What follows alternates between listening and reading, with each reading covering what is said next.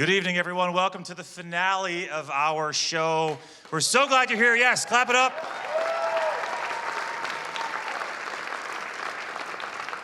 Special welcome to our guests watching via live stream. We have grandparents and alums and family from all over the country. We're so glad that you are here.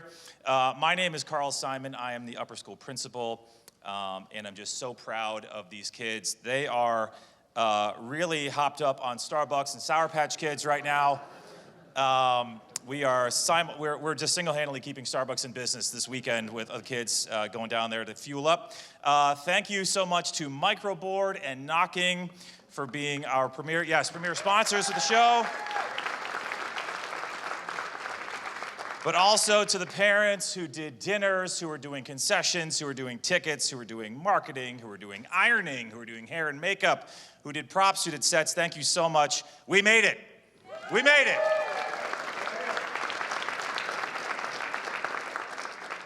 The first act is about an hour and a half, so if you have little ones, you can time your stretch break around that.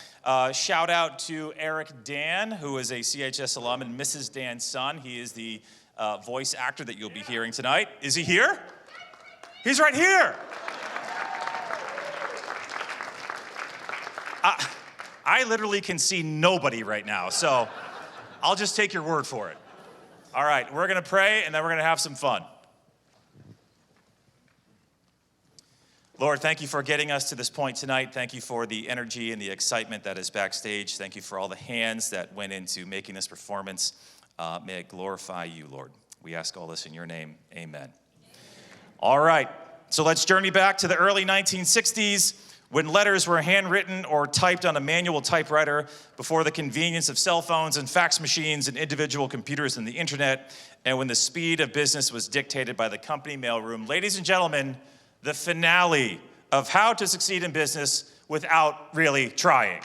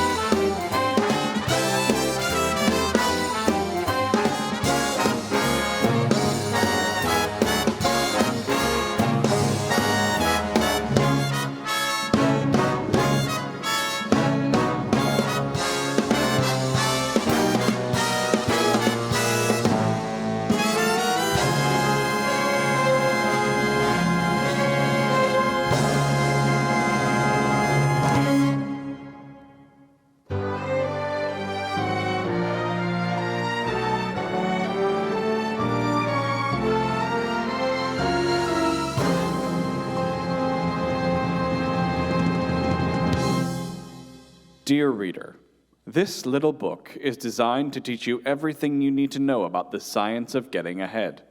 Now, let us assume that you are young, healthy, clear-eyed, and eager, anxious to rise quickly and easily to the top of the business world. You can. I can. If you have education and intelligence and abilities, so much the better. But remember that thousands have reached the top without any of these qualities.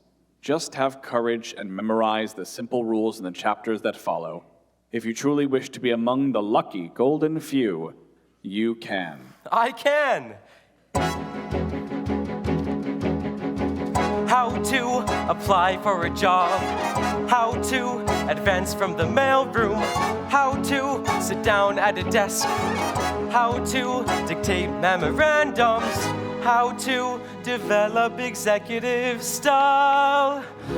How to commute in a 3-button suit with that weary executive smile. This book is all that I need. How to succeed.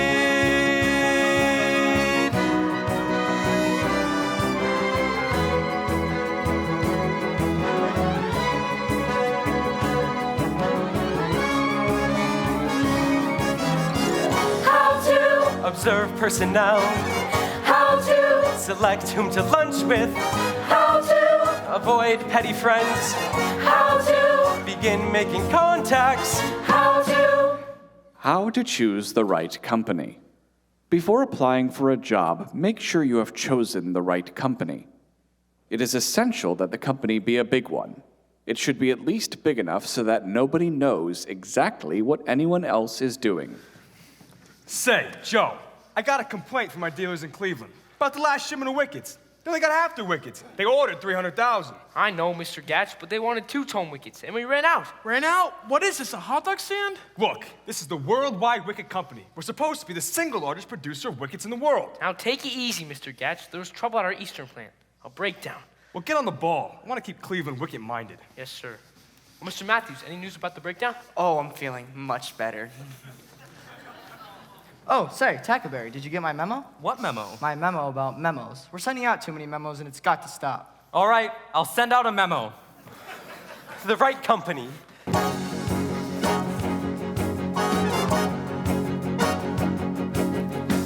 This book is all that I need. How to succeed.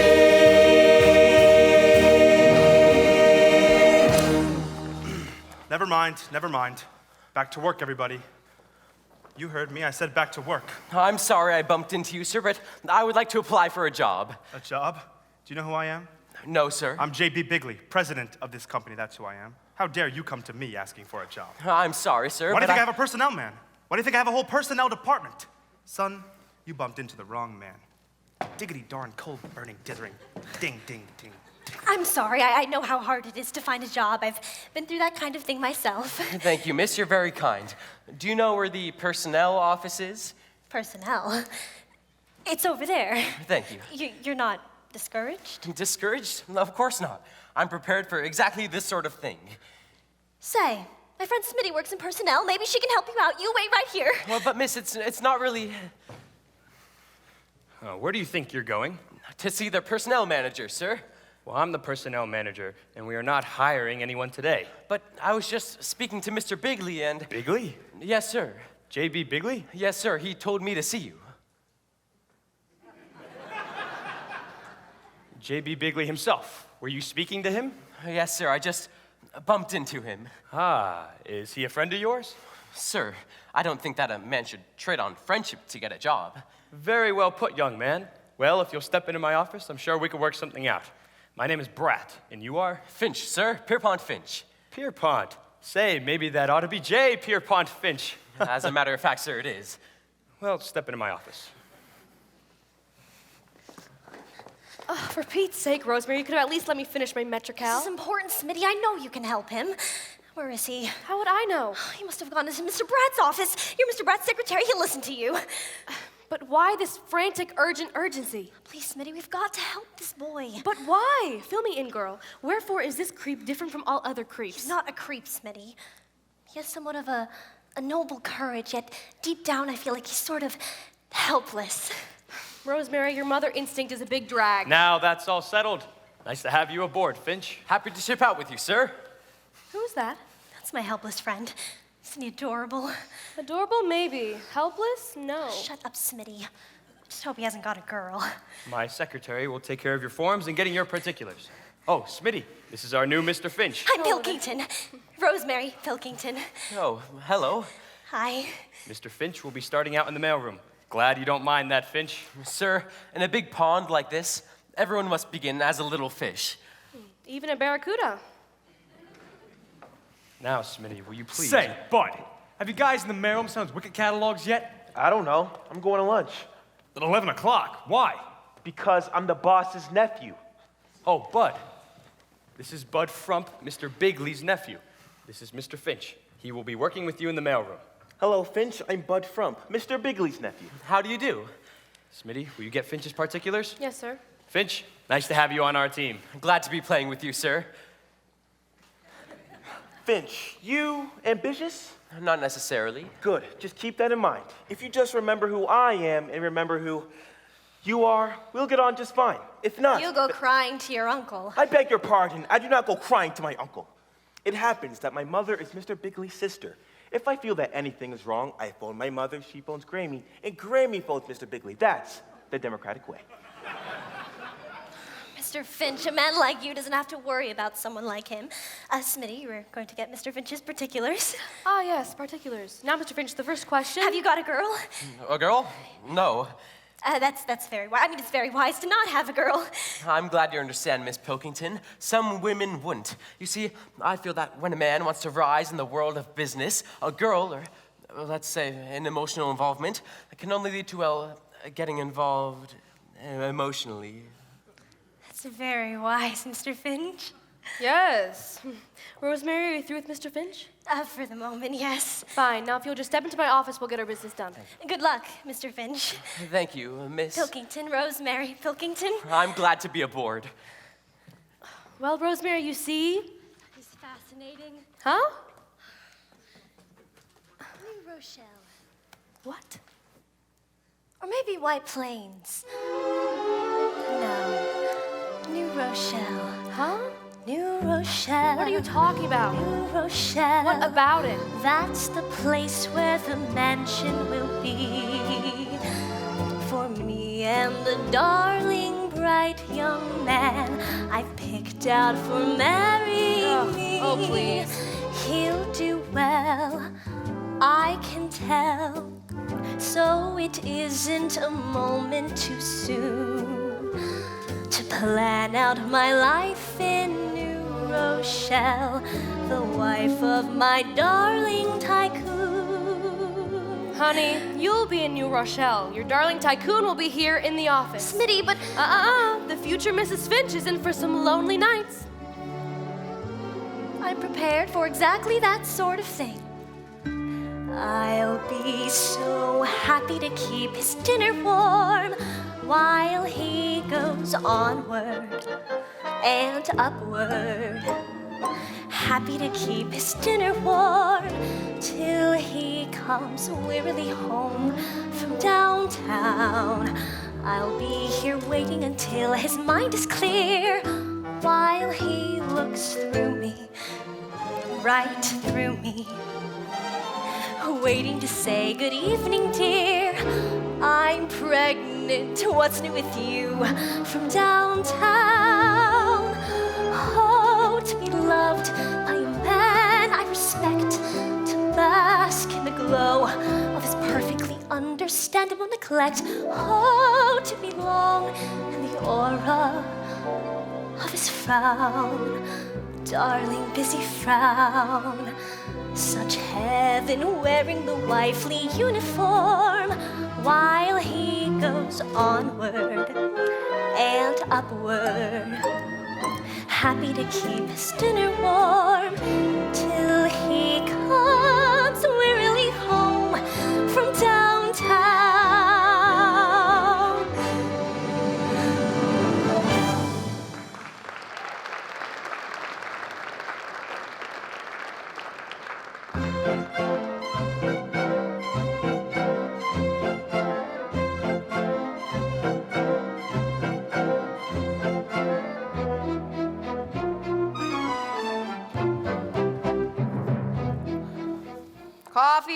break. It's about time.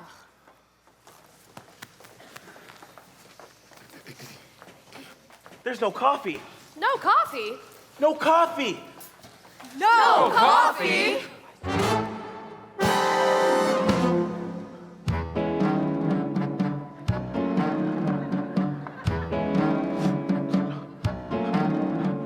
If I can take my coffee break, my coffee break, my coffee break. If I can take my coffee break, something within me dies. Lies down and something within me dies. If I can make 3 daily trips where shining shrine benignly drips and taste cardboard between my lips, something within me dies. Lies down and something within me dies. No coffee. No coffee! No coffee! No coffee! No coffee! No coffee! That office light doesn't have to be fluorescent. I'll get no pains in the head. That office chair doesn't have to be foam rubber. So if I spread, so I spread. But only one chemical substance gets out the lead. Like she said, if I can take my coffee break, my coffee break, my coffee break. If I can take my coffee break, Gone is the sense of enterprise. all gone and something within me dies.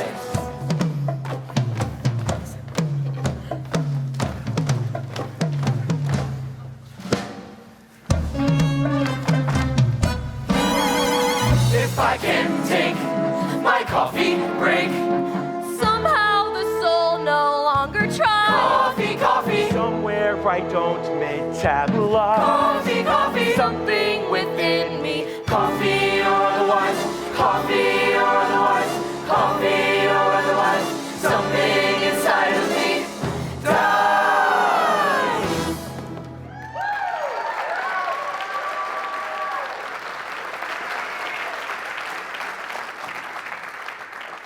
What's that? A coffee pot?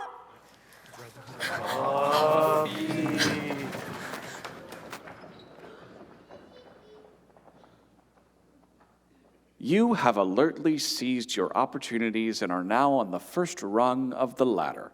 You are working in the mailroom. One word of caution about the mailroom: it is a place out of which you must get. Some of your rivals will not have the advantage of this knowledge, but you are forearmed. Do not get stuck in the mailroom. Plan to rise. Finch, where are you going? What have you got there? It's the executive mail. I'll take that. Trying to get good on the inside, huh? I can't even take a coffee break around here. But I'm merely trying to do my job. The executive mail is my job. Finch, if you have any ideas of climbing the ladder around here, just know the view is going to get awfully monotonous.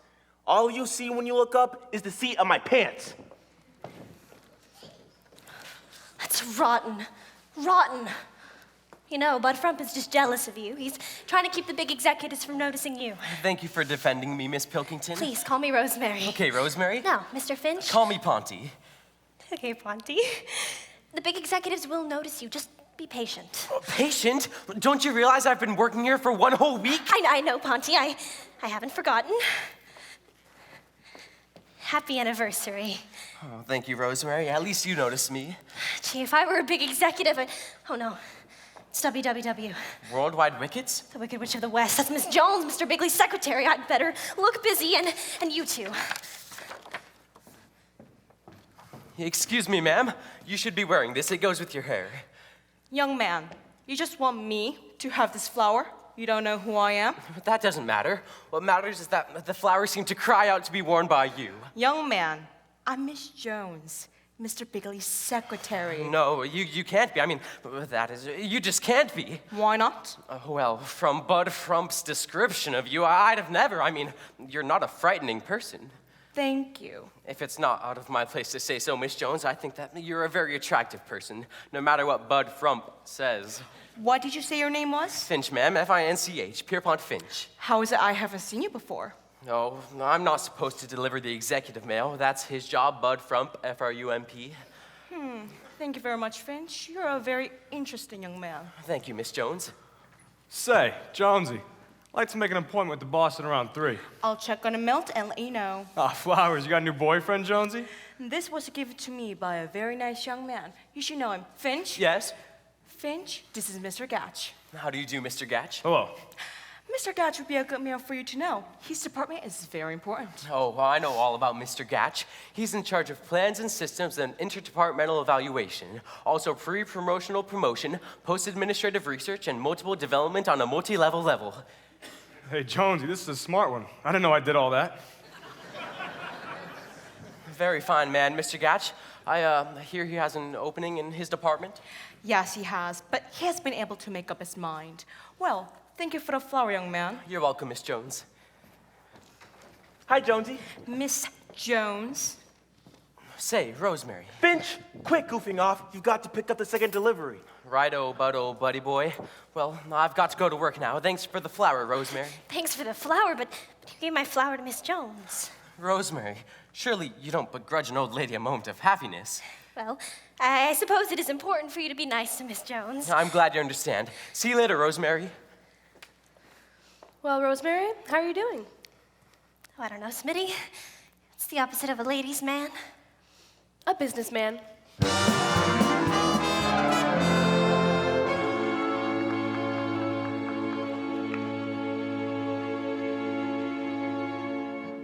Hello? Give me an outside line. No, this call is not personal. I'm calling my mother. Thanks. One of these days when I'm running the show around here, I'll clear out the whole... Hello? Mother? Bud. I know I left without my sweater, but it's warm. Now look, Mother, I just found out something important. There's going to be a new head of the mailroom, and I want the job. You've got to call Grammy, and... I know I'm next in line, but there's a new fellow working here that has me worried. Oh, he works hard. He never goofs off. He comes in on time. He's polite. You know, a real rat.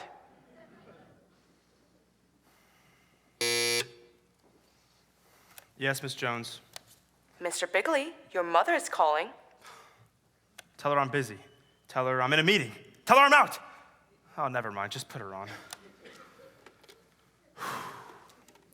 Hello, Mother. Glad you called. What's on your mind?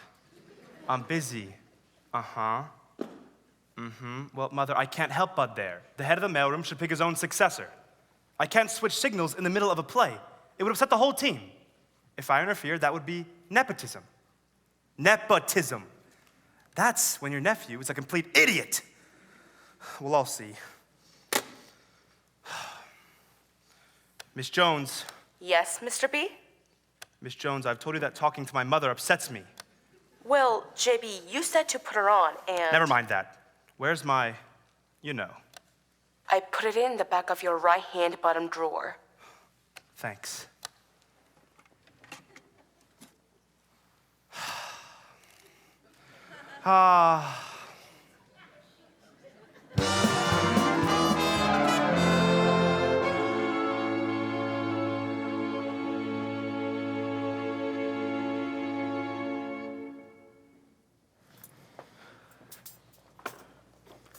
Let's get going, boys and girls.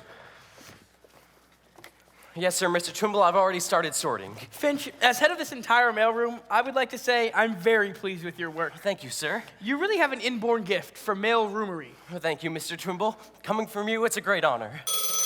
Hello, mailroomery. No, mailroom. Just a minute.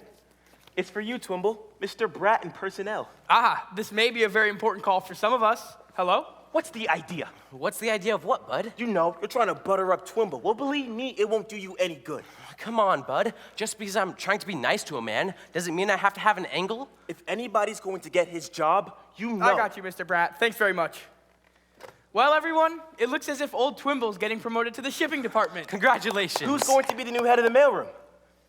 I won't say till it's official, but Mr. Bratt said he would leave the choice to me. Twimble, he said, the mailroom is the nerve center of this mighty organization. You've been an outstanding mailroom head, and we want you to choose your successor. And we want you to choose him on merit alone. That's not fair. I'm going out to get a smoke. Smoke? He's going to call his mother. But it's not going to help him if I have anything to say. I have somebody else in mind for this job.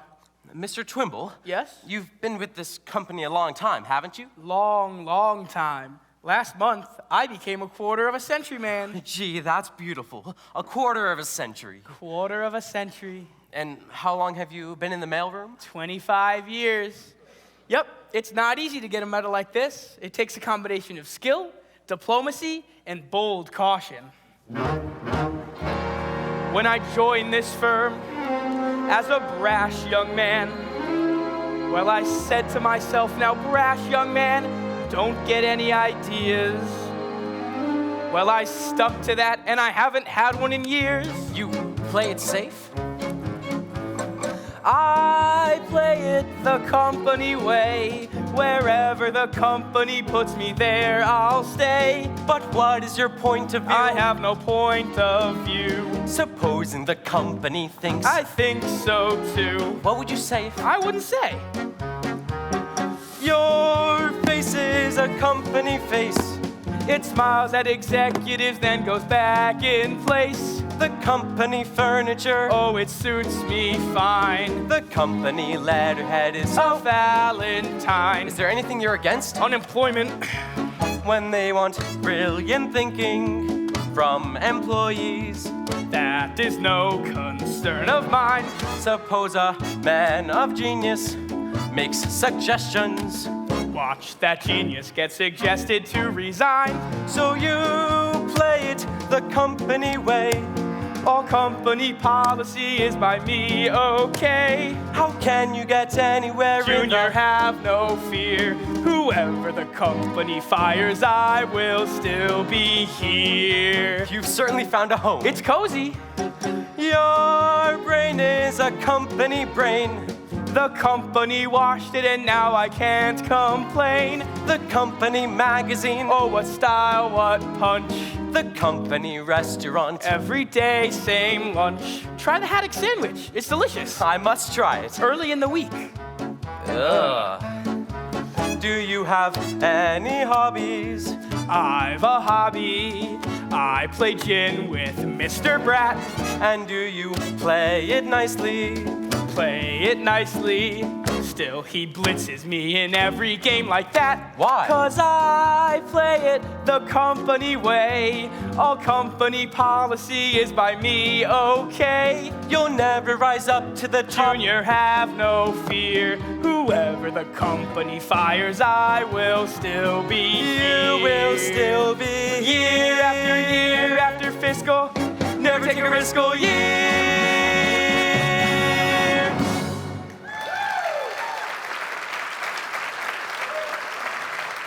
Well, everyone, let's get back to work. I may be getting promoted, but till then, the mail must go through. Hi, Bud. How's your mother? What mother? What mother? Hello, everyone. Well, Twimble, it's all set. As of today, you're head of shipping. Thanks, Mr. Brat. Now, let's talk about your successor. Say, Brat, have you heard from my uncle today? No, Bud. Go ahead, Twimble. Your shoes are going to be hard to fill, but who have you picked to fill them? Well, Mr. Brat, I've given it a good deal of thought, pro and con, and I think your man is young Finch. Congratulations, Finch. I'm going out for a smoke. Thanks, but I can't accept. Are you turning this job down? That's right. I think that there's a man who is better qualified, a man who has been here longer than I. Gentlemen, I recommend Bud Frump. Bud Frump? You're kidding. Well, this is something. I mean, surprise-wise. Well, as long as he feels that way. I'm going to call my mother and tell her. I don't understand. Mr. Trimble, let me explain. Knowing you has taught me a lot, and... Hello? Oh, JB, it's Brat. It's the big boss. Oh, I understand the problem, JB. Actually, we just picked someone else for the job. But it's all right, JB. The young fellow we picked turned the job over to Bud. He thinks Bud is better qualified. No, he doesn't seem to be out of his mind. He was just explaining about it when you called. Go ahead, Finch. Mr. Twimble, the great thing that you have taught me is that no individual is as important as the whole company. He says no individual is as important as the whole company. The whole team is greater than any single player. The whole team is greater than any single player. The whole crew is greater than any one oarsman. The whole crew is greater than any one oarsman. The whole salad is bigger than any piece of lettuce. The whole salad is... Oh, you can hear him. Okay. The whole omelet is bigger than any egg. Isn't that great, JB? Sort of chokes you up, doesn't it? His name? It's Finch. F-I-N-C-H. F-I-N-C-H. Yeah, well, I'll keep an eye on him myself. Right. See you later, JB. Whew, you got me off the spot with Mr. Bigley. I'm glad I could help, Mr. Bratt. I appreciate it. Good luck, Twimble. Say, Mr. Twimble, don't I have to take this mail to Mr. Gatch? Gatch? Gatch. Gatch. Say, I just remembered something. Mr. Gatch is looking for a junior executive in his department.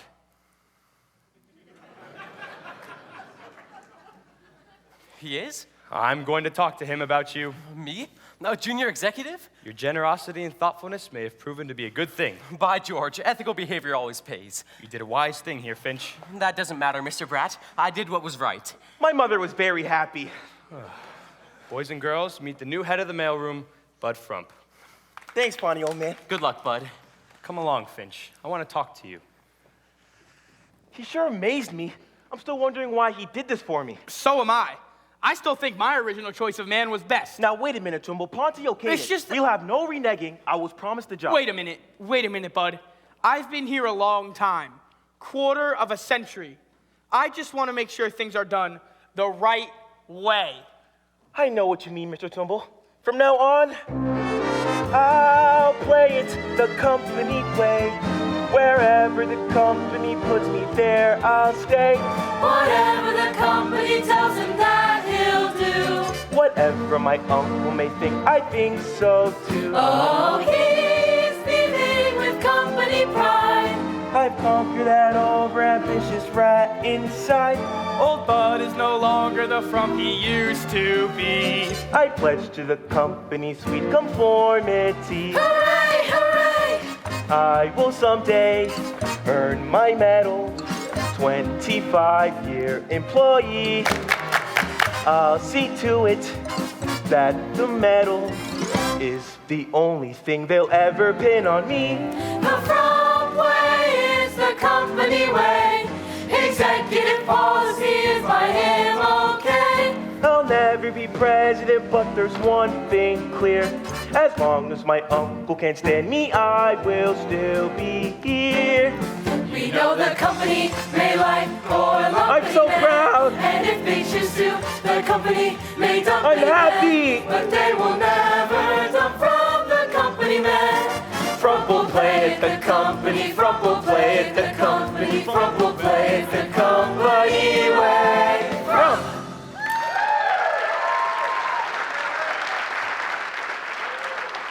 Come on, everybody. It's a celebration. I want to invite you all to have lunch on me. Boys or girls, I have an announcement to make. Mr. Gatch is taking young Finch into his department as a junior executive. Wait a minute. Just a minute. That lunch is Dutch. In fact, it's canceled. Wait a minute. Auntie, that's wonderful, wonderful. See, I told you to have patience. Thanks, Rosemary. You were right. You should have someone around all the time to help you think things through. Maybe I should. Ponty, I'm always available. You're sure wonderful, Rosemary. One of these days, I hope I can show my appreciation to... Lunch. Huh? I said lunch. What about lunch? I'd love to. Love to what? You said, what about lunch? Gee, I thought you'd never ask me. Let's see, where will we go? There's a cute little place downtown called the Hungry Tea. Very cute, very reasonable. I'll grab my things and meet you right over here. But I didn't mean what about lunch. I meant what about lunch? I mean... Say, Finch. Hello, Mr. Gatch. How's the junior executive feeling? Just fine, Mr. Gatch, just fine. Come on, I'll buy you lunch in the executive club, up on the roof. Me? Lunch in the executive club? Sure. Now that you're a junior exec, I can put you on my expense account. Thank you, Mr. Gatch. I'll be there in just a moment. I'll meet you upstairs. Rosemary, I've got a surprise for you. Mr. Gatch is taking me to lunch in the executive club. To lunch? Yep, how do I look? You look fine, Ponty. Just fine. Thanks, Rosemary.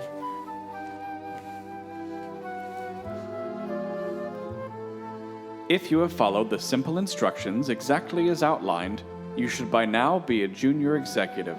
Congratulations. Nothing can stop you now. happy to keep his dinner warm till he comes wearily home.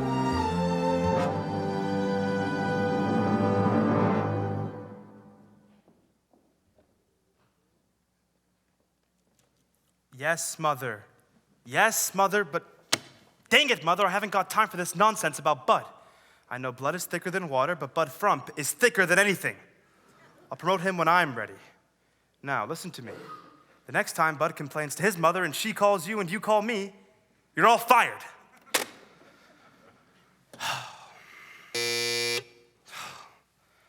Yes, Miss Jones. There's a young lady who insists on speaking with you, Mr. B. She says it's personal. What does she want? What's her name? She says you'll know. Oh, put her on. Put her on. Hello? Oh, you knew I wouldn't forget. I'll take care of everything. One moment. Brat, Miss Jones will be Brat and personnel right away. Hello? Oh, you'll be here tomorrow? Oh, fine. Just fine. Bye. Brat. Brat. This is JB. I'd like you to do me a favor. I wonder if you could find a spot for a young lady. Her brother was a classmate of mine at Old Ivy. She's a bright girl. She's got a good head on her shoulders. Her name? LaRue. Hetty LaRue.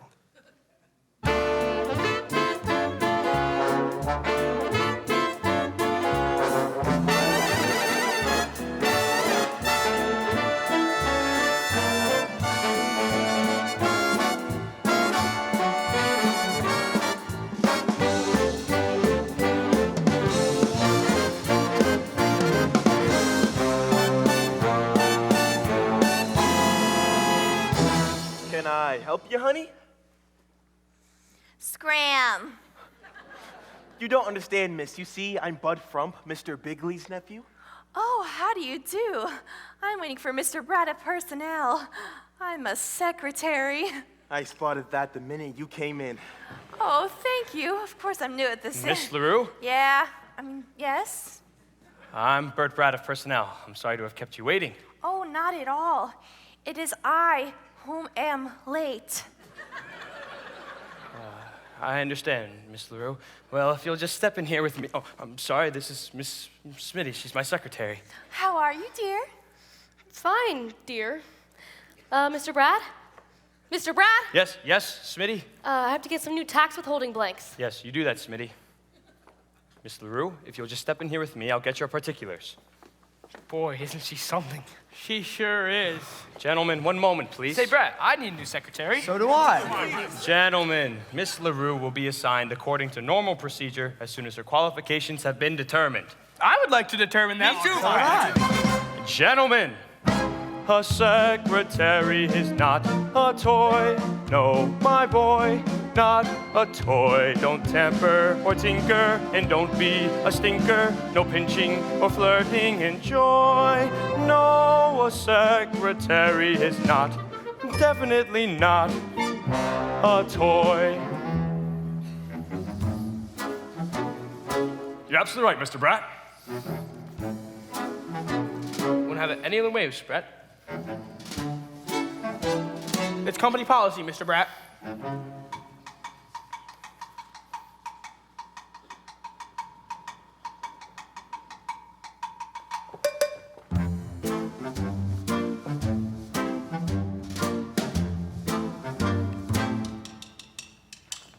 A secretary is not a toy, no, my boy, not a toy. So do not go jumping for joy, boy. A secretary is not, a secretary is not, a secretary is not a toy. A secretary is not to be in your lap or on your knee.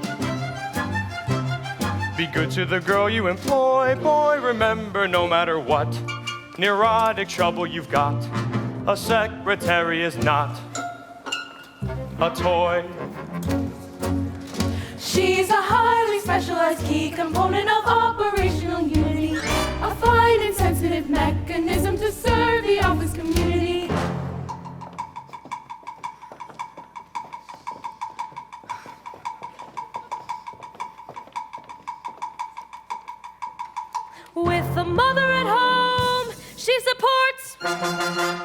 And you'll find nothing like her at FAO Shores. A secretary is not a small version of volleyball. It happened to Charlie McCoy, boy, they fired him like a shot. The day the fellow forgot, a secretary is not a toy. A secretary is not a thing wound by key, pulled by string. That's what you're doing, you're quite misconstruing her function while in your employ. No.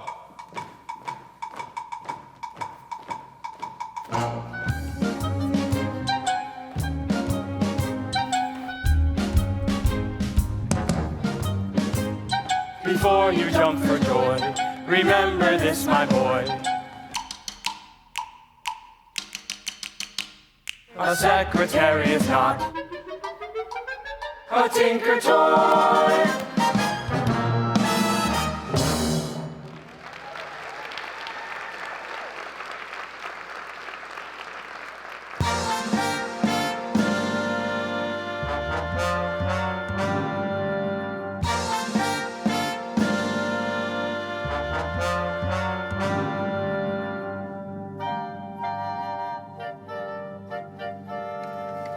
Have you called my mother and said I won't be home for dinner? Yes, Mr. B. By the way, you left your golf clubs in the office. Tomorrow is Saturday, and you're playing with Mr. Wamper, the chairman of the board. Oh, yes. Well, I'll be staying in town tonight, so I'll come by and pick the clubs up in the morning. And you asked me to remind you about your college alumni association. Oh, yeah. We'll send them the same check. I get a kick out of thinking of their faces when they get that fat check from old least likely to succeed. Very well, Mr. Bigley. Say, JB, there's a phone call. It's your mother. My mother? How lovely. I'll take it in your office. That's all, Miss Jones. Oh, Miss Jones. Oh, hello, Ponty. How's the young junior executive? Just fine, thanks to the helpful advice I've been getting from you. Well, I'm glad our little talks have proven helpful. They sure have. Oh, by the way, good luck tonight. Good luck. In the bowling tournament. I hear that you're the best bowler on the ladies' team. Oh, how sweet of you to be interested in anything like that. I'm fascinated in the hobbies of the people that I like. Say, would you like to come watch us bowl tonight? I'd love to, Miss Jones, but I've got to get to bed early. I'm working tomorrow. On Saturday? No one around here works on Saturday. Ponty, you're a very unusual boy. You go far. That means a lot that you're saying that, Miss Jones, because you're Mr. Bigley's secretary, and he's the man that I most want to emulate. He's so capable and thoughtful. I heard him remembering to send a check to his old school. Harvard, is it? Harvard? Don't ever let JV hear you say that. He's a groundhog. But where did he go to college? Old Ivy. Old Ivy? Well, of course, they're the groundhogs. Mr. Bigley is very proud of his old school. Well, good night, Ponty. Good night, Miss Jones. Don't work too hard. Don't worry, I won't. Hello, stranger. Hello, Rosemary. Hello, Smitty. Hi, Ponty. Been a long day, hasn't it? Sure has. Haven't seen you since you got your new job. Well, I've been working pretty hard. Been a long day. Say, Rosemary, where are you having dinner tonight? Oh, that depends, Smitty. On what? On where I'm having dinner tonight. Huh? Oh.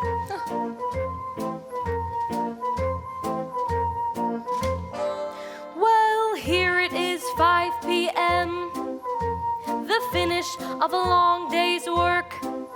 And there they are, both of them. The secretary and the clerk. Not very well acquainted. Not very much to say, but I can hear those two little minds ticking away.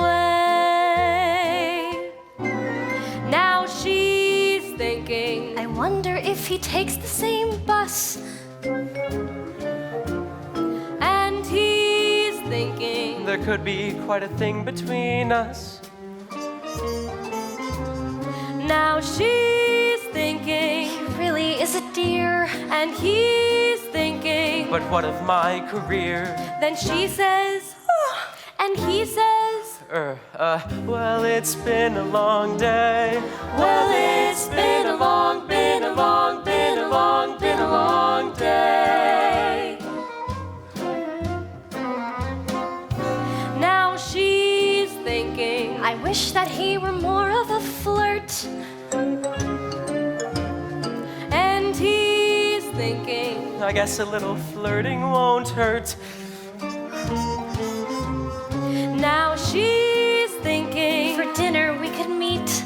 and he's thinking, We both have got to eat. then she says, and he says, Gesundheit. Thank you. Well, it's been a long day. well, it's been a long day.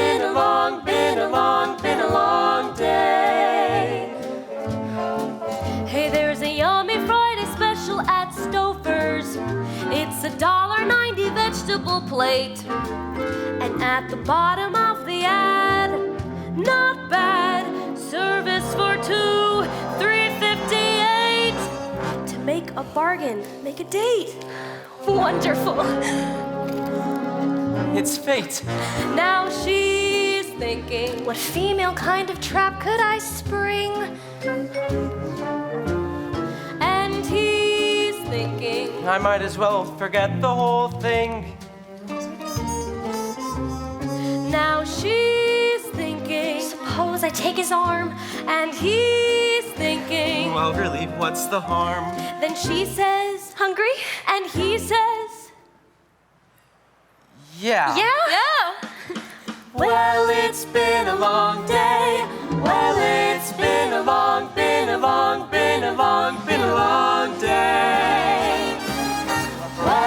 it's been a long day.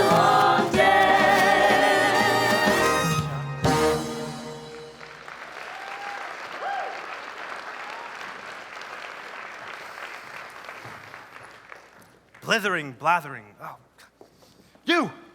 You've been complaining to your mother again. She wants you promoted. Why not? Other people are being promoted. Well, I told your grandmother that Oh, if... there you. Good evening, Mr. Bigley. Oh, good evening, Miss LaRue. Uncle Jasper! I told you never to call me that around here. I'm sorry, JB. Now, haven't you got something to do? I was just going to get my coat and go home. Good.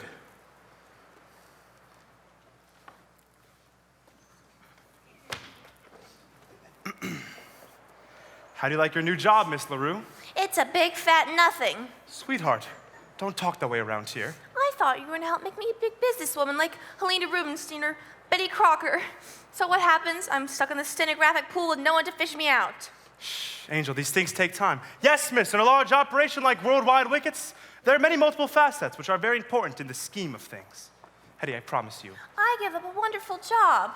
Head cigarette girl at the Copa. But the surroundings, you said you hated all those men staring at you, making advances. It's no different around here in big business. At least at the Copa, when I got pinched, I got tipped. Around here, a girl can bend down to pick up a pencil with confidence. You mean someone's been bothering you? Who? Just let me know who. Yes, miss, in a large operation like Worldwide Facets, there are many multiple wickets, which... Who pinched you? I don't care about that. Look, you did not keep your part of my bargain. Sweetheart, I meant every word. I'll tell you what, I'll meet you at your place in 10 minutes and we can talk it over. Why don't we ever go to your place? My place? No, my mother is, visiting. I could meet your mother. Meet my mother? Are you out of your mind? I mean, I don't think that's a good idea. She can be, well, fussy about certain things. What do you mean? Well, you're not the kind of, that is to say, she might not understand about us. Keep it up, mister, and there won't be an us. But Angel. Yes, miss, in a large operation like Worldwide Wickets, there are many Why don't you go home?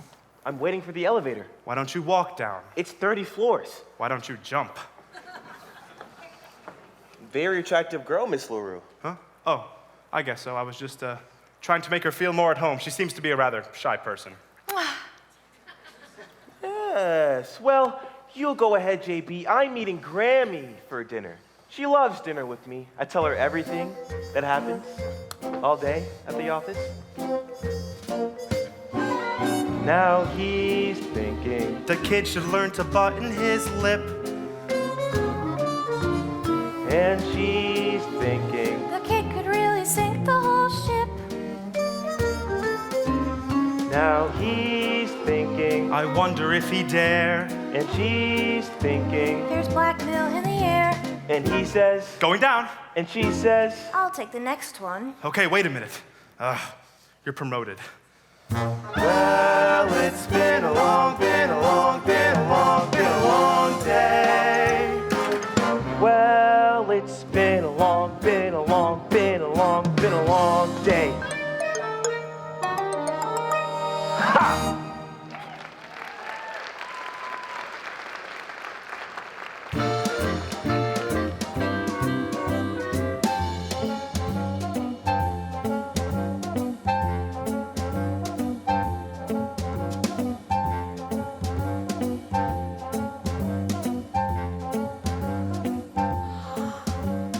Well, Jackie, that's it.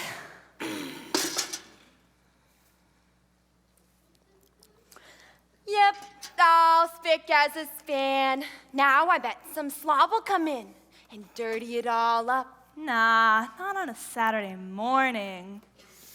Come on, let's do the big shots now.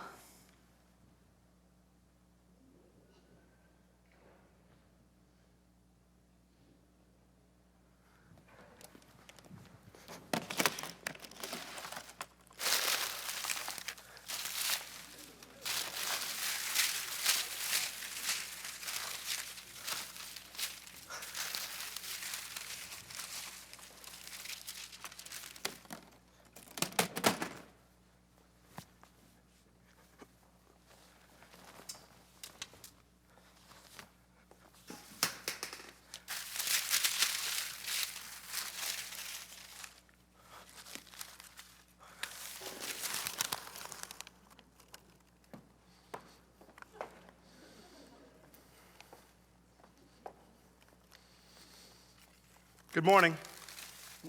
Is it morning already, sir? Have you been working all night?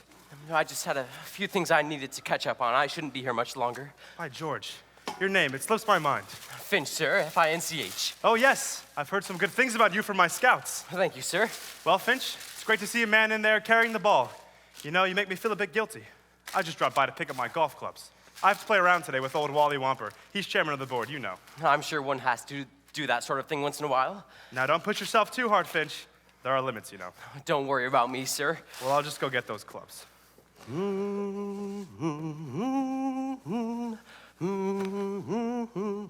Finch, what's that you're humming?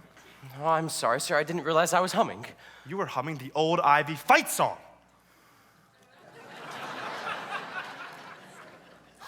I'm sorry, sir. It must have been unconscious on my part. Did you go there? Were you a groundhog? Well, sir. Say it, boy. Come out with it. I know a lot of guys have an inferiority complex because they didn't go to Yale or Princeton. You're not ashamed of old Ivy, are you? No, sir, not one bit. That's the groundhog spirit. I should have known you were old Ivy. What year? Finch, when did you graduate? Oh, I'm sorry, sir. I was just thinking about the big game. I'm sorry I have to miss it. We're playing the Chipmunks. That's right. I can't get up there either. I hope those darn chipmunks don't give us too much trouble. I think we'll take them, sir. Charnowski's knee is much better. Oh, with Charnowski, the team's morale should pick up.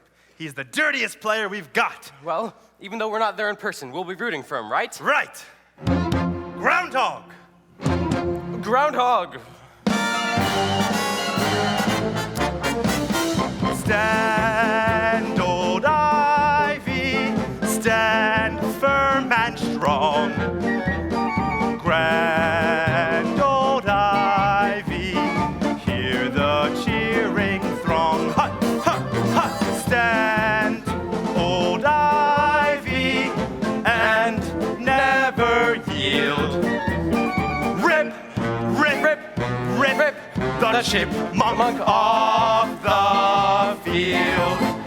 When you fall on the ball, and you're down there at the bottom of the heap. Down at the bottom of the heap, where the mud is so very, very deep. Down in the cruddy muddy deep. Don't forget, boy, that's why they call us Groundhog.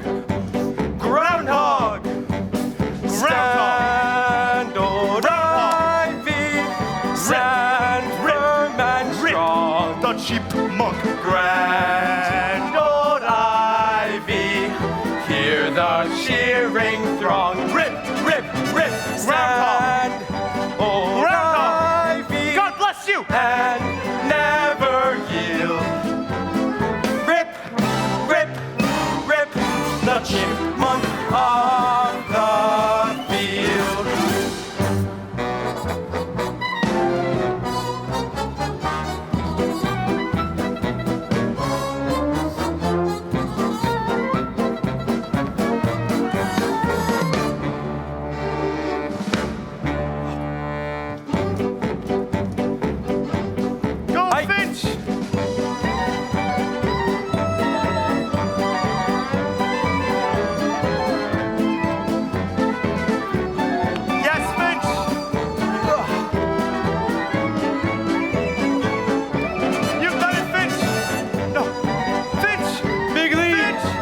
got it.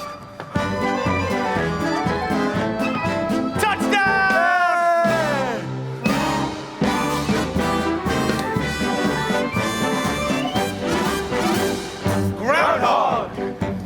Groundhog! Stand old ivy, stand firm and strong. The chipmunk. Grand old ivy, hear the cheering throng. Groundhog! Groundhog! God bless you! And never yield. Rip, rip, rip the chipmunk off the field.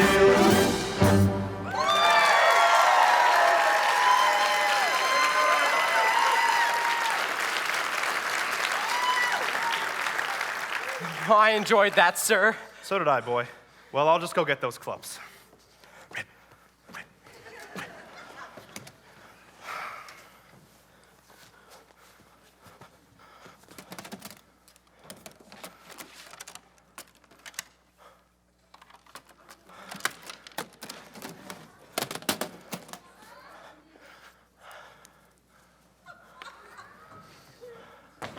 "26, 27, 28. Finch, what's that you're doing?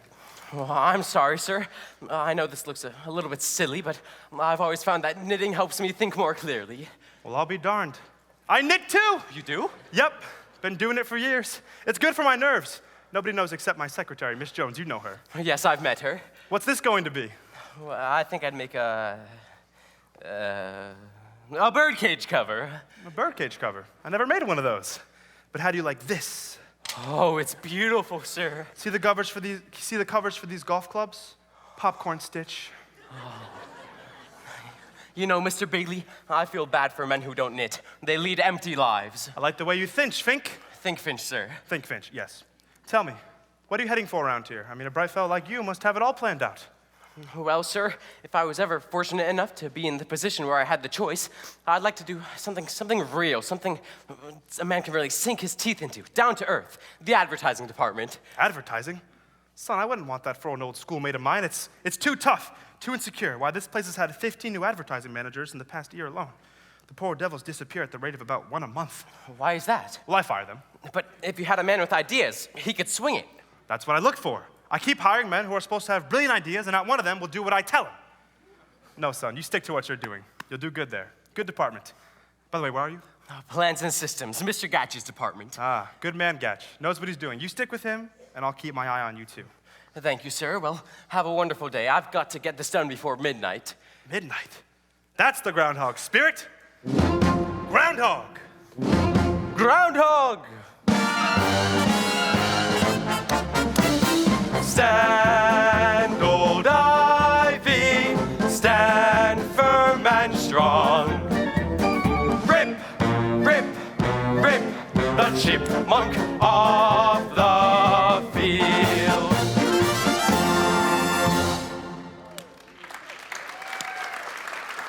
Beautiful. What was that? I don't know, the college song. What college? Well, I'd say the American Academy of Knitting.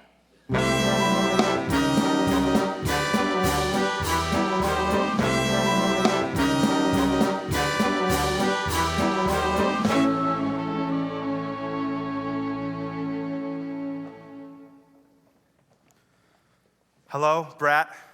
This is JB. Say, what are we running around here, a sweatshop? We're working that boy too hard. Who? Finch. F-I-N-C-H. The poor devil worked here all weekend. I don't know. I was there with him, working side by side. Well, the lad needs help. First of all, I want him to have an office of his own. He deserves the best you have available. Oh, but nothing fancy, though. I don't want him getting any ideas. Hello, Ponty. Oh, hello, Rosemary. Come on in. How do you like it? Your first office, it's beautiful. It's not bad considering. Well, I did want my name on the door, but I decided not to ask because, well, there's no door. Well, I can only stay a minute, but I just wanted to tell you that I had a very good time last night. I did too.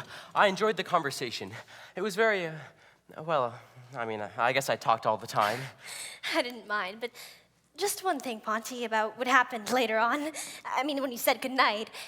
It was our first date, and I don't want you to get the wrong impression of me, and well, I suppose it's natural for a fella to try to get a little fresh and make a pass at a girl, but you didn't do anything. I had to get up early. Sir, miss? I'm Miss LaRue, honey. What can I do for you, Miss LaRue? A secretary was ordered to be assigned to you. I'm your assignation. You never told me you were getting a secretary. I just found out myself. Huh. Well, happy dictation, Ponty. Bye. Won't you sit down, Miss LaRue? Thank you. And now, Miss LaRue. Oh, just call me Hetty. Well, I think that perhaps in a business relationship that... You're cute. Excuse me a moment. Choosing a secretary can be fraught with peril. Take a good look at the young lady who has been assigned to you. If she is so attractive that you feel things are too good to be true, be very careful. It may be that one of the big men in the company is interested in her career. There is a simple test for this. Check on her secretarial skill. The smaller her abilities, the bigger her protector. Miss LaRue, let's try some dictation. Take a letter. Shoot. This is to Mr. Gatch. Dear Mr. Gatch, pursuant to our discussion of... Wait a minute, you trying to catch a train or something? What are you taking this down in? Longhand, it's safer. I make up for it when I type. You type fast? Like a jackrabbit. 12 words a minute. Miss LaRue, Hetty, what was your last position? Oh, I was in the tobacco business, but then Mr. Bigley... Mr. Bigley? He got me interested in wickets, so I matriculated myself into business school, and well, here I am. Yes, you are, aren't you? Go ahead, dictate some more. I'm gonna like this jazz. Hetty, let that letter wait for a moment. Please take this to Mr. Gatch. Mr. Gatch. Uh-huh, he's my boss. Make sure you give it to Mr. Gatch himself. Hetty, personally. Okay, Charlie.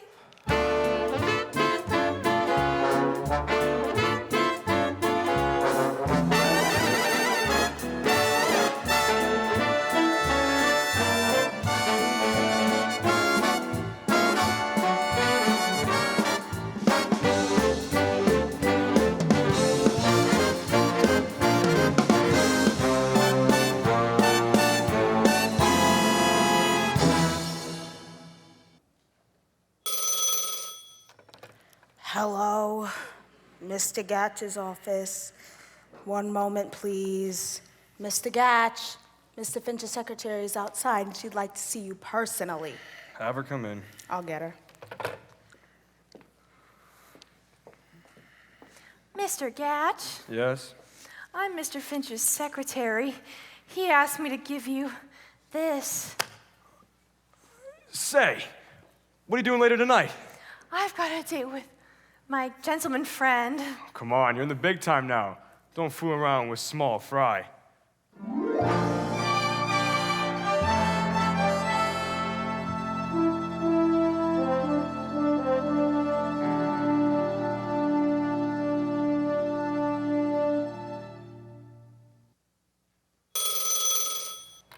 Hello, Mr. Finch's office. One moment, please. It's for you, production. Hello, Finch speaking. Oh, yes, I'm running plans and systems now. Huh? Mr. Gatch? Oh, he's been transferred to one of our out-of-town offices, Venezuela.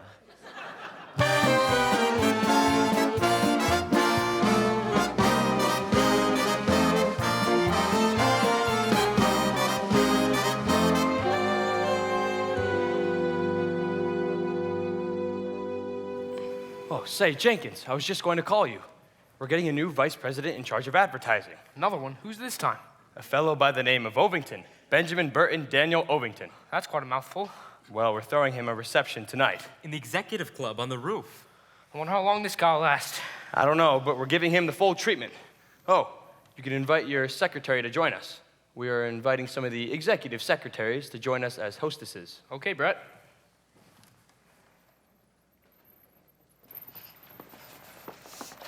Rosemary, I had lunch without you. Where have you been? Smitty, I've been made secretary to the new advertising manager.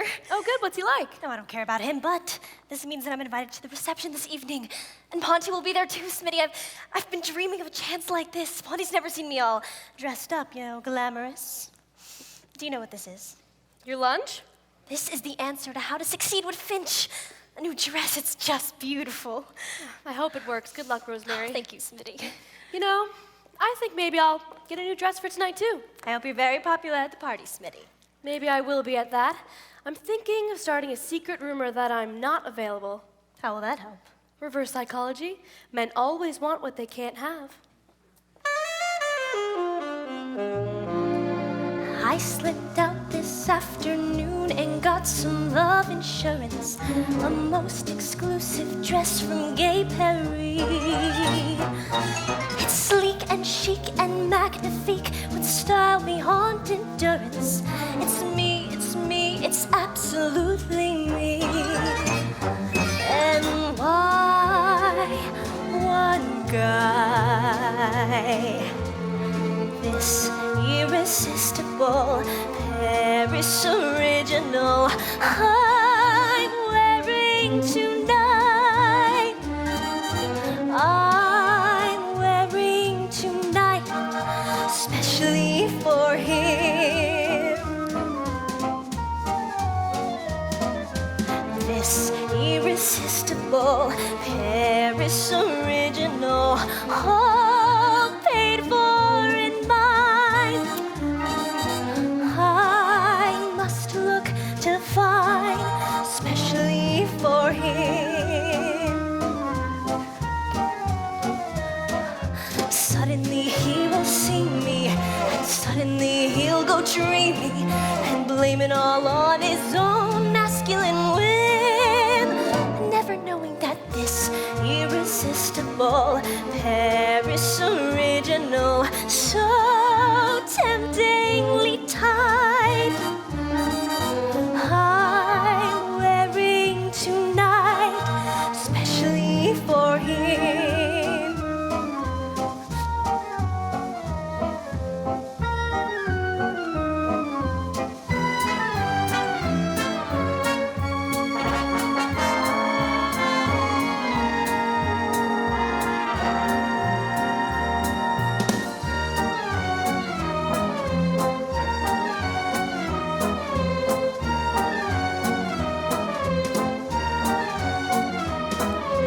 This irresistible Paris original I'm wearing tonight.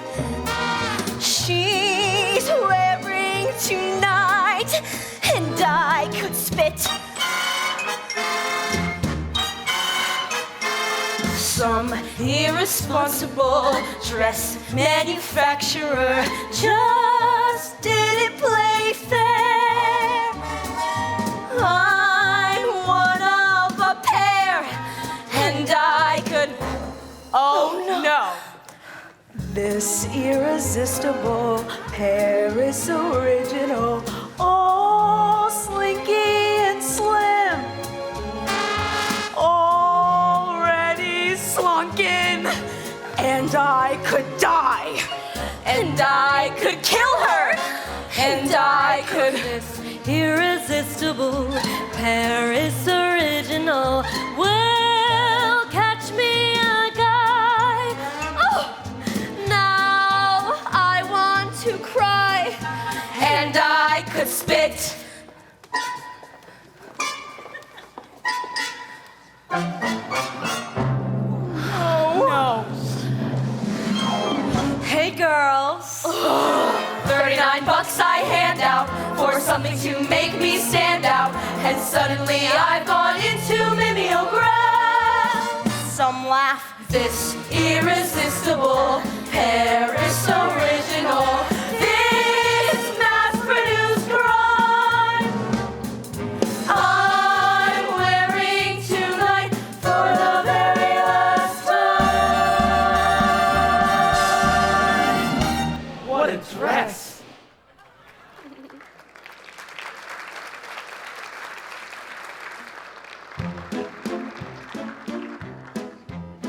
Hetty, will you have a drink?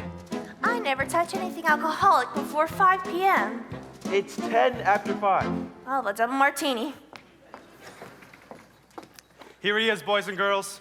You know our advertising department has been in trouble for a long time, but I think we finally have a fellow who will help get Worldwide Wickets back on top. Mr. Benjamin Burton Daniel Ovington. Thank you, boys and girls. I just want to say that I'm very proud to be joining the Worldwide Wicket family. Now, I don't know much about wickets, but I do know about advertising. My theory of advertising can be summed up in just one sentence. Shove it down their throats with a soft sell. Good sound thinking. And I'd like to say that... Benjamin Burton Daniel Ovington, what kind of a name is that? But I'd like to say Say, that... Bud. You call this a double martini? There's only one olive in it. I'd like to say Bud, that... JB wants you to take Miss LaRue home. She doesn't seem to be feeling too well. I'm feeling fine. You feel terrible.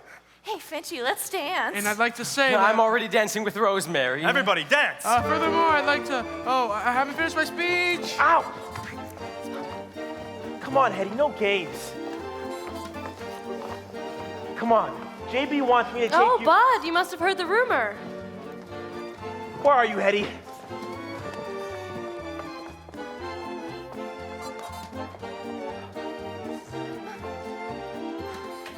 Wow, all that dancing made me dizzy. Come on, Hetty. What I need is to freshen up. JB wants me to take you home. No, I'm going to JB's office. He has a private powder room. I'll freshen up and then come back to the party. Okay, Hetty, you go freshen up. Thanks, Bud. You know, you're cute. Not as cute as Finch, but you're cute. Not as cute as Finch.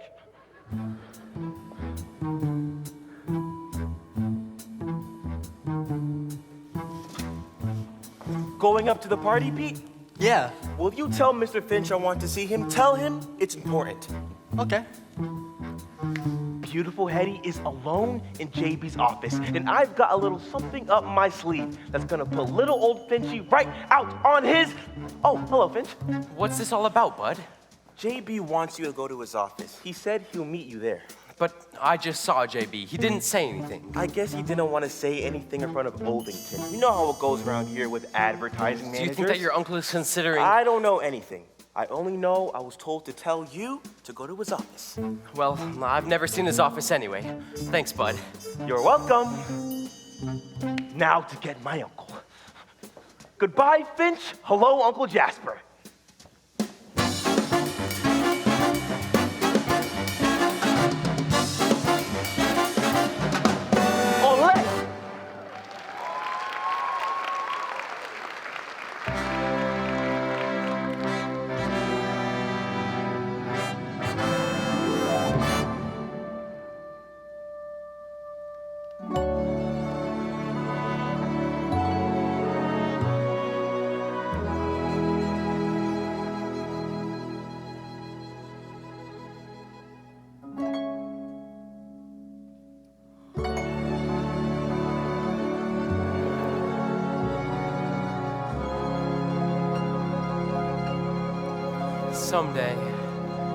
Someday.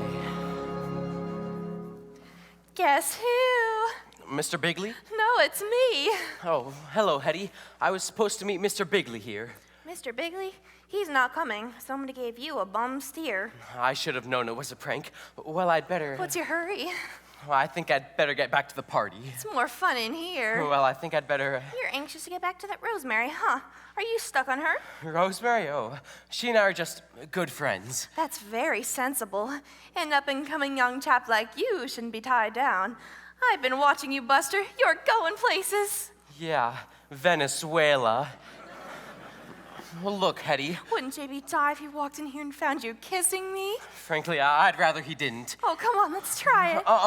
You better, Finch. If you don't kiss me, I'll tell JB you did. Okay, just once.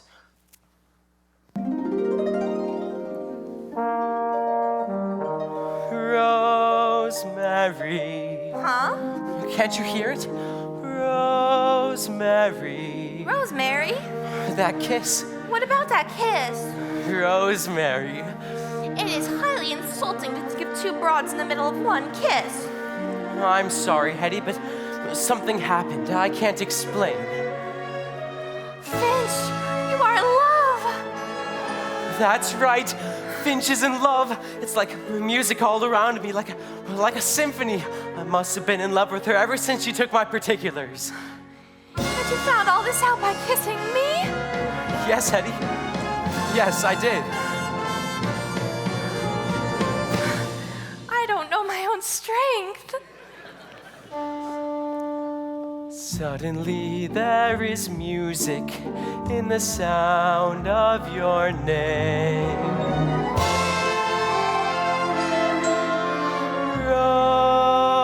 Rosemary.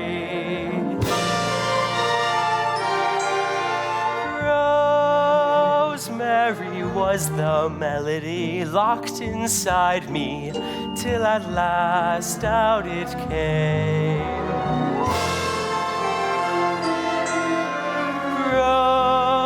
Rosemary.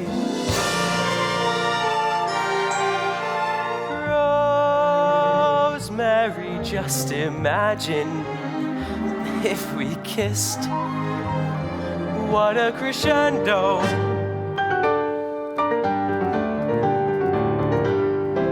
Not to be missed. As for the rest of my lifetime program, give me more of the same.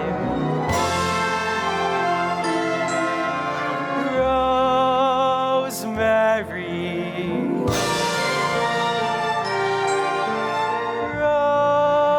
Rosemary, there is wonderful music in the very sound of your name.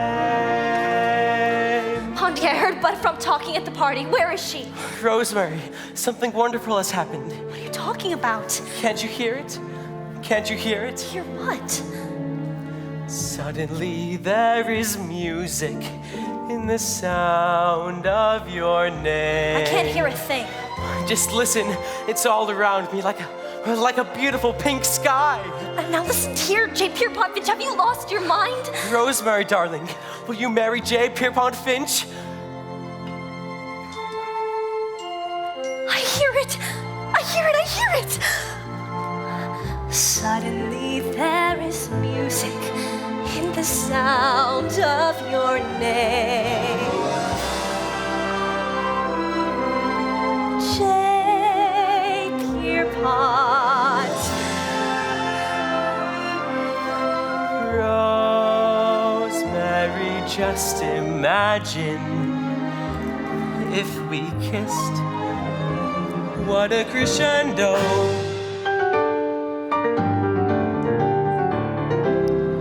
Not to be missed. As for the rest of my lifetime program, give me more of the same.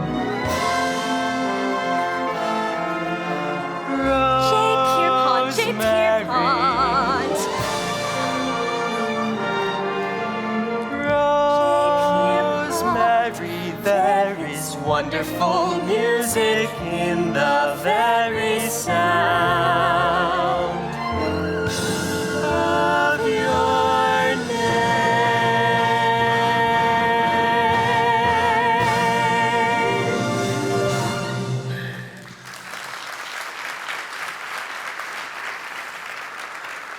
Rosemary, darling, I've been so wrapped up in trying to get ahead that I never realized. It's as though I'm seeing you for the first time. I'm seeing you for the first time. You have on two different kinds of lipstick, mine and hers. Rosemary, this is very easily explained. You don't understand. Yes, I do. Go back to kissing her. Take her home for all I care. Wait, Rosemary, I can explain. What will I do? Let's do what she said. Get back in there. I have nothing to hide. Yes, you do, and keep it hidden. You snake, now kiss me. Oh, I'm sorry. I thought, I'm sorry, I insisted that Mr. Finch show me your office. I see. Well, actually, I just came in to wash up. Nature calls. Finch, I owe you an apology. You do, sir? For what? Never mind. However, I want you to know I still do not approve of what you were doing when I walked in. I don't care for anything like that between executives and their secretaries. But Miss Pilkington is not my secretary. Oh, yeah, good point. Oh, we figured you might be here, JB. We've been waiting for you. haven't finished my speech yet. You made a fine speech. Yes, you did, Mr. Ovington. Very fine speech. Mr. Ovington, this is Mr. Finch of Plans and Systems. How do you do, Mr. Ovington? How do you do? Mr. Ovington, I didn't get the chance to tell you this at the party, but I'm very interested in advertising, and I've read all about you in Fortune magazine. Some wonderful stuff. Thank you. Mr. Bigley, did you know that Mr. Ovington was an All-American halfback at college? Is that so? Where did you play, Ovington? The greatest little college in the world. Northern States. A chipmunk?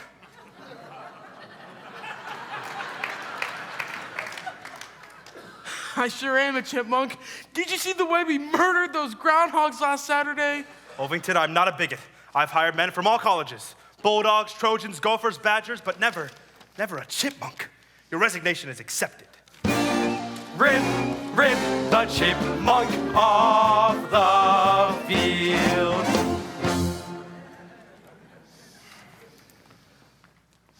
Chipmunk graw, chipmunk graw, chip, chip, chip.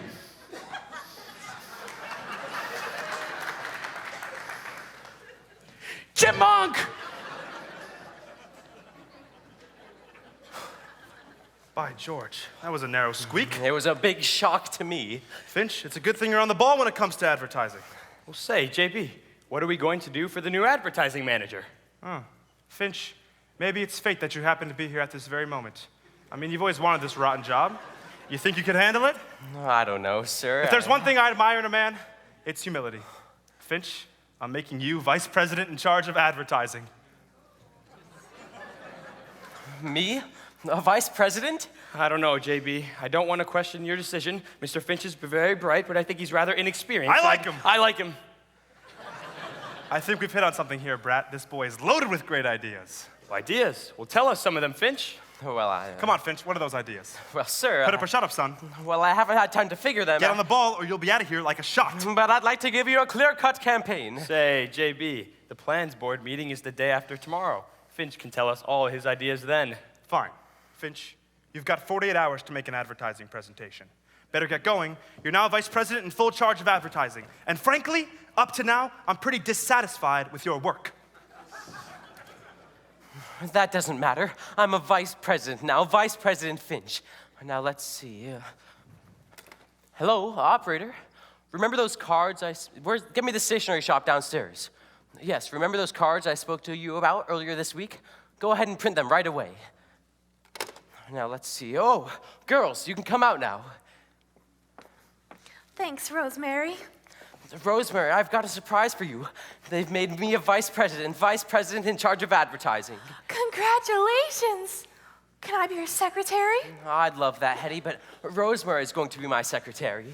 I'll go back to the steno pool.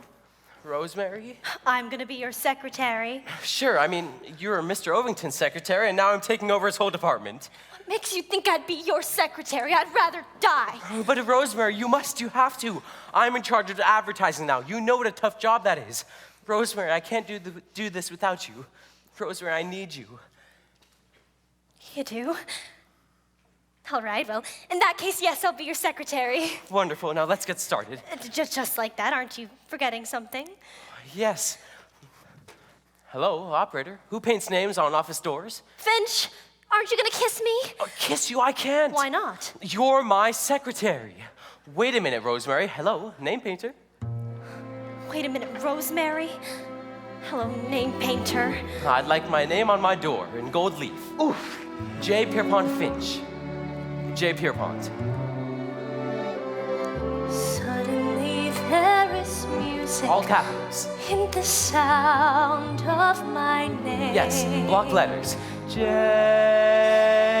Pierpont. Rosemary.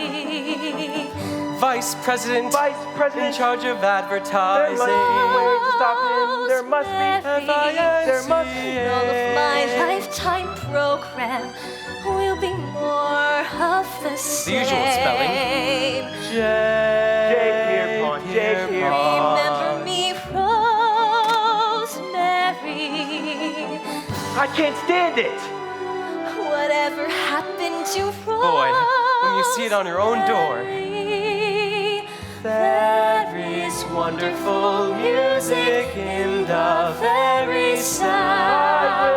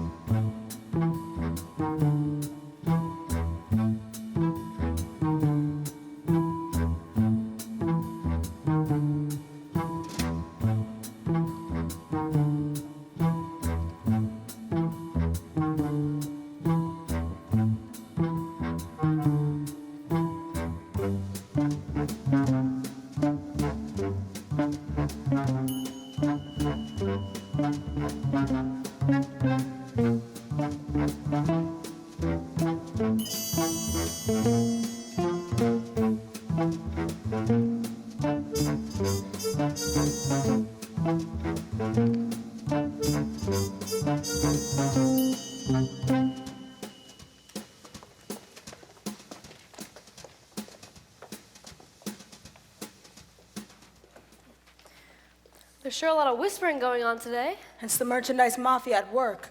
Ever since Finch became a vice president, they've all been scared out of their wits. When's the big meeting? It's set for this afternoon. I hope Ponty comes up with something. Where are you going? Home. At 10 o'clock in the morning? I've resigned.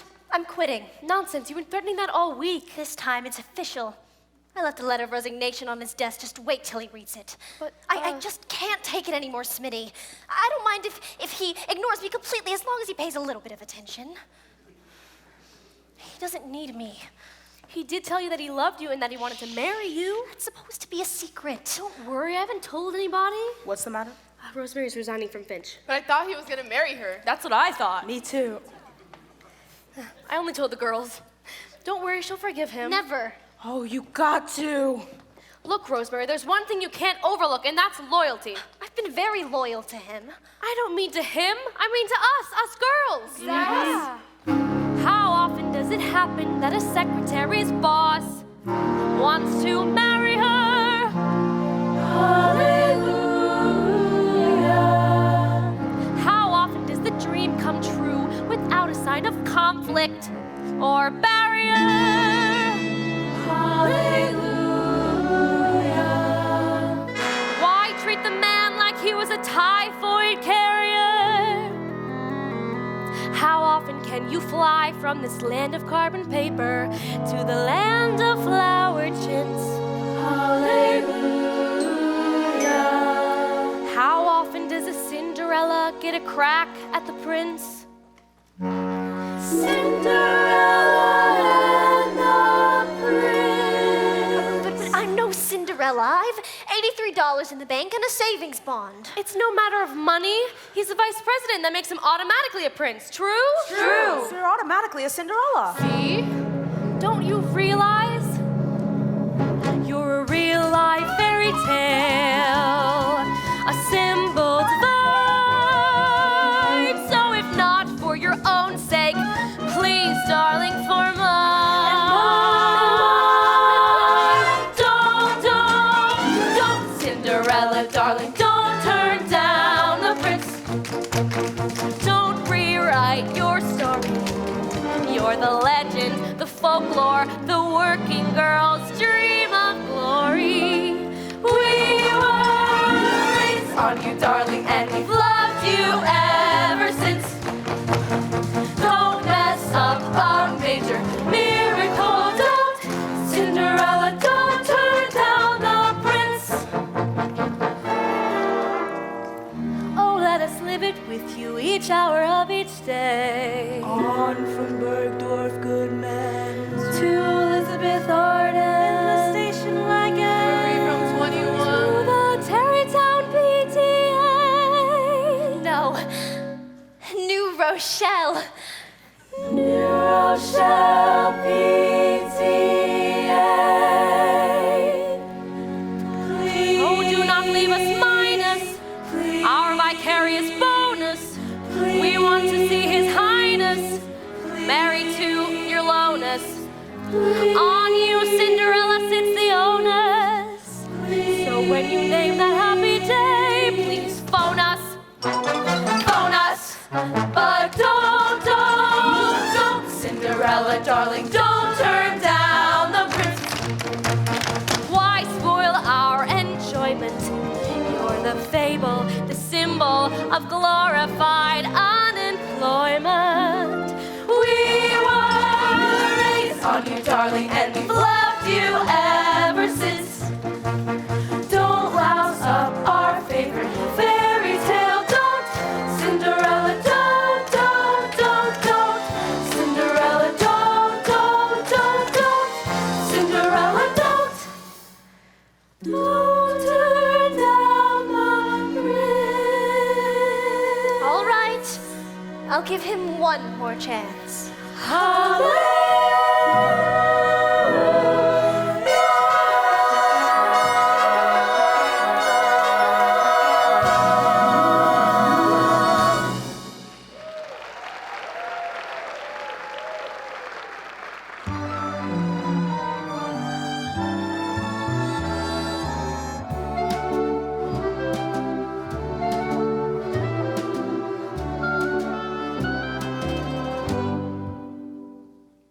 So, you are now a vice president. You have climbed the ladder of success rung by painful rung until you have almost reached the top. You have done beautifully. Unless you are a vice president in charge of advertising. In that case, you are in terrible trouble. There is only one thing that can save you. You must get a brilliant idea. The quickest way to get ideas is to develop them.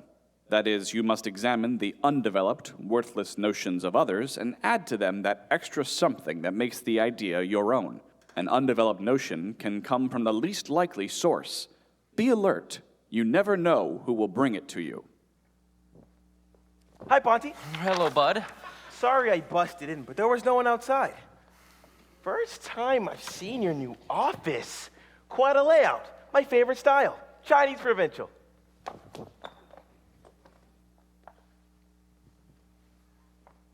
I suppose you're wondering why I'm here. Frankly, yes. Ponty, I want you and me to be friends. You know, compadres, amigos, old pals. You never liked me.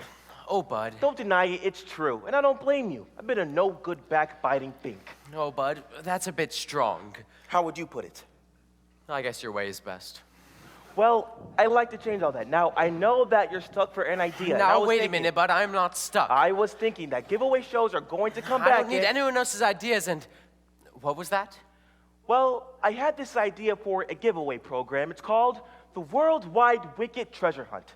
We hide a $1,000 savings bond somewhere, and every week on television, we give clues as to where it is. Look, as you say, you don't need an idea, but let me leave this with you, and if you get a chance, look it over, because the meeting's in a while. I mean, it's soon. Bud, what did your uncle say when you told him about this? I haven't told it to him. If I brought it to him, he would have listened. That's why I brought it to you. So you haven't told your uncle? No, Ponty. Look, if you're not interested... Now, wait a minute, bud. The idea doesn't give me much nourishment, but maybe I'll give it a bit of a think. Feel free to use it. I have returned. A treasure hunt? Could be. A $1,000 bond? This thing needs some kind of new twist. Ponty, I'm back. I've changed my mind. Hello, Miss Pilkington. I don't blame you for being cold to me, but I did change my mind. About what? About what I said in the letter. What letter? My letter of resignation? Your resignation from what? The Girl Scouts of America. Oh. Don't you realize it? I've quit, resigned, left you forever. Why are you doing that? Because I was hurt, humiliated, ignored, upset. Who did that to you? You! Me? It couldn't have been me. I haven't said 10 words to you all week. True? True. Good.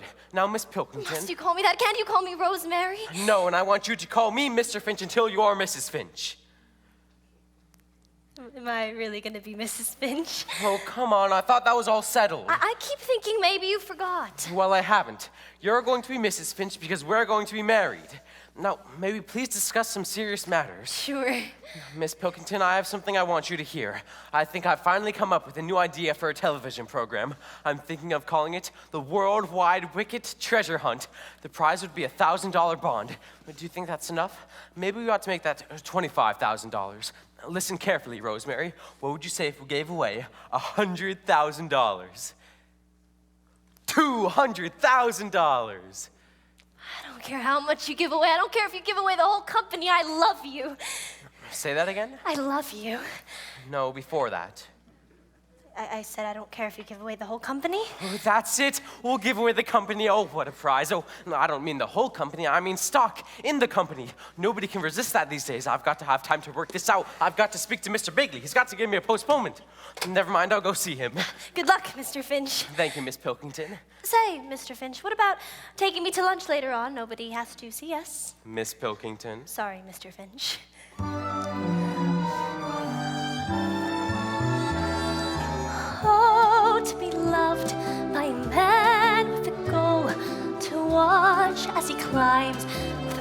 in life and purity of soul. Oh, to belong in a corner of his mind, darling absent mind, such heaven wearing the wifely uniform, while he goes onward and upward, happy to keep his dinner warm, till he comes wearily home from downtown.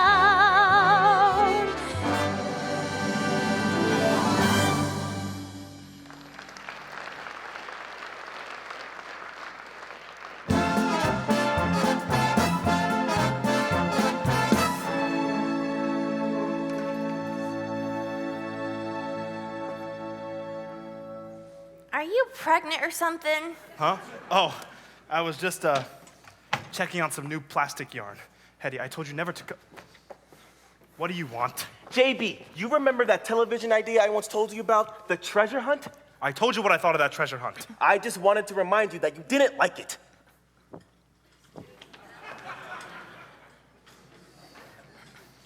Darling, I've told you that I can't meet with you during office hours. I did not intend to embarrass you. I just came for a business purpose. Business? I wish to tender you with my resignation. Your resignation? What are you going to do? I'm on my way to Los Angeles. I've been offered a very suitable position there. Los Angeles? Hetty, you can't. What's this about? I just got a letter from a girlfriend. She's working for a big cosmetic firm out there. She demonstrates skin creams. Skin creams? Yes, in all those big glamorous department stores. And she can get me a job. That's undignified. You can't run around demonstrating some fake goo. It is not fake.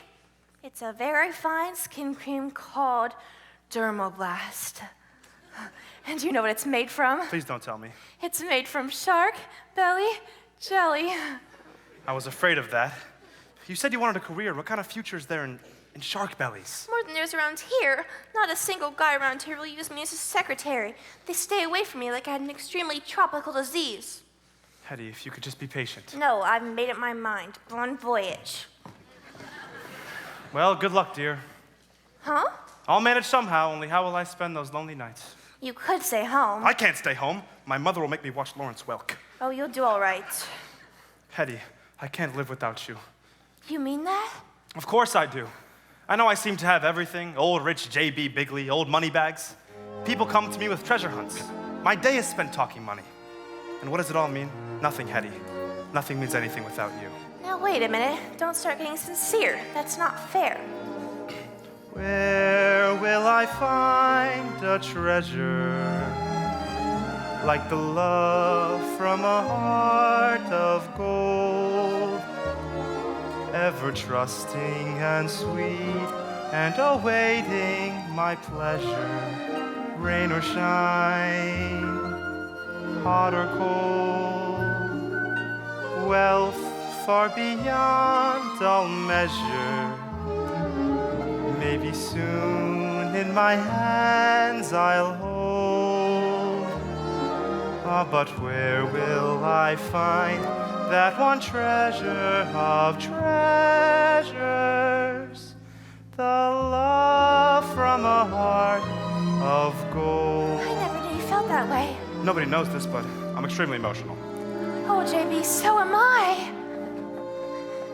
Where will I find a treasure like the love from a heart of gold, ever trusting and sweet and awaiting my pleasure, rain or shine, Rain or shine, hot or cold, hot or cold, wealth far beyond all measure.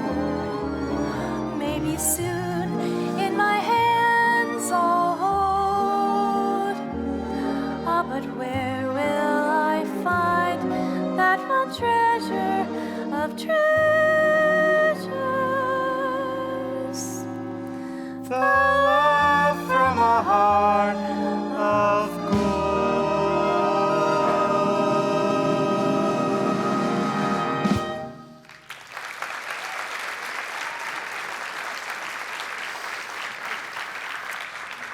I I knew you'd understand.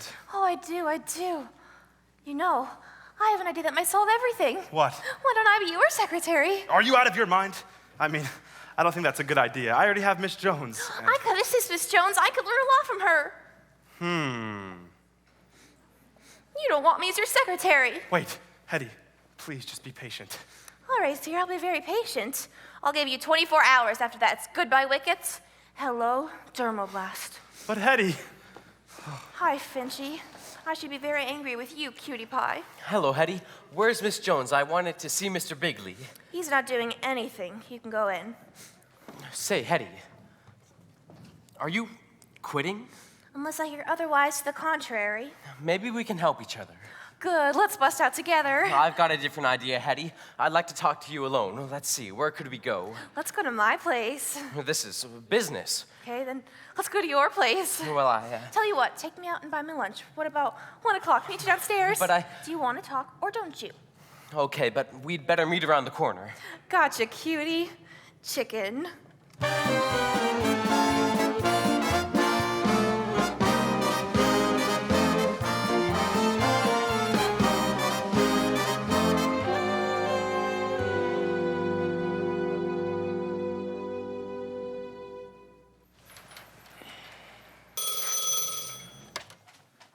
Executive washroom. Yeah, I'm down here. What? No, the meeting's at 4:30. Yeah, come on down. We'll make plans. Big meetings today, huh? Yeah. Hear anything about what Finch is planning? Well, JB gave him a postponement, so that must mean he has something. You know, fellas, I'm starting to get a little scared of Finch. Me too, if we don't stop him pretty soon. He'll probably have us all working in the mailroom. Hi, men. Hear anything, bud? Chaps, our worries are over. Finch is going ahead with, well, believe me, he's dead. And I'm so happy I could cry. That's very pleasant news. I don't know. Finch has a way of bouncing. I wouldn't believe he was dead even if I read his obituary. Ordinarily, I'd agree with you. Finch is very smart, but don't forget he's in advertising now, and that does something to men's brains. Uh-oh. Has anybody seen my wild root cream oil? Hiya, men. All set for the big meeting. Could be. Wish me luck. Good luck.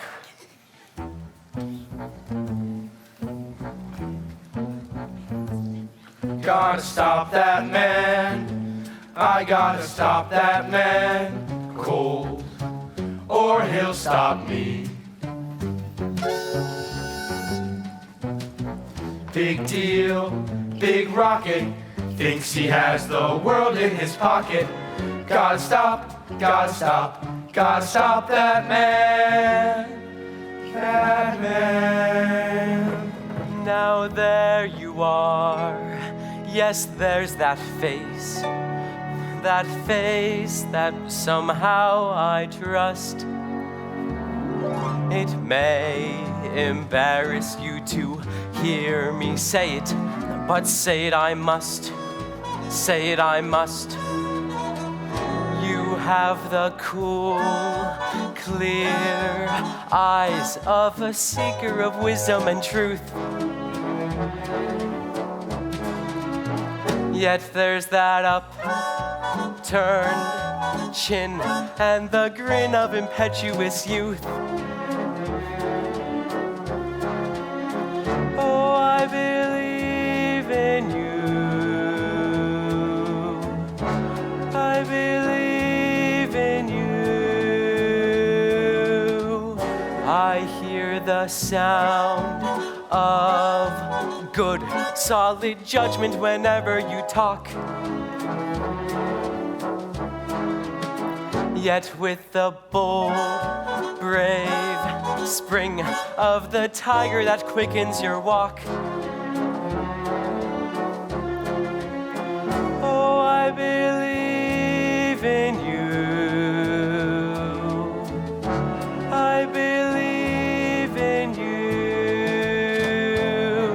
And when my faith in my fellow man all but falls apart, I've but to feel your hand grasping mine, and I take heart.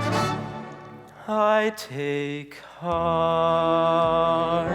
to see the cool, clear eyes of a seeker of wisdom and truth. Yet with the slam, bang, tang, reminiscent of gin and vermouth. Oh, I believe in you. I believe in you. Gotta stop that man. Gotta stop that man.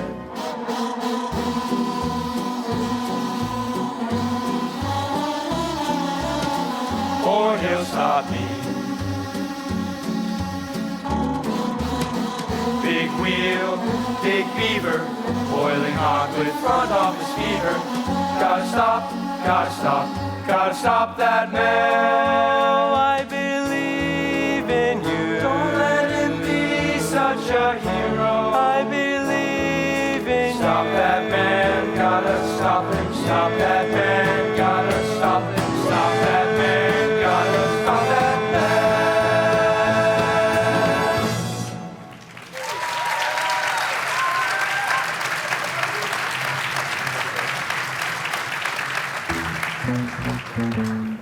Gotta stop that man. I gotta stop that man. Cold, or he'll stop me. I believe in you. I believe in you.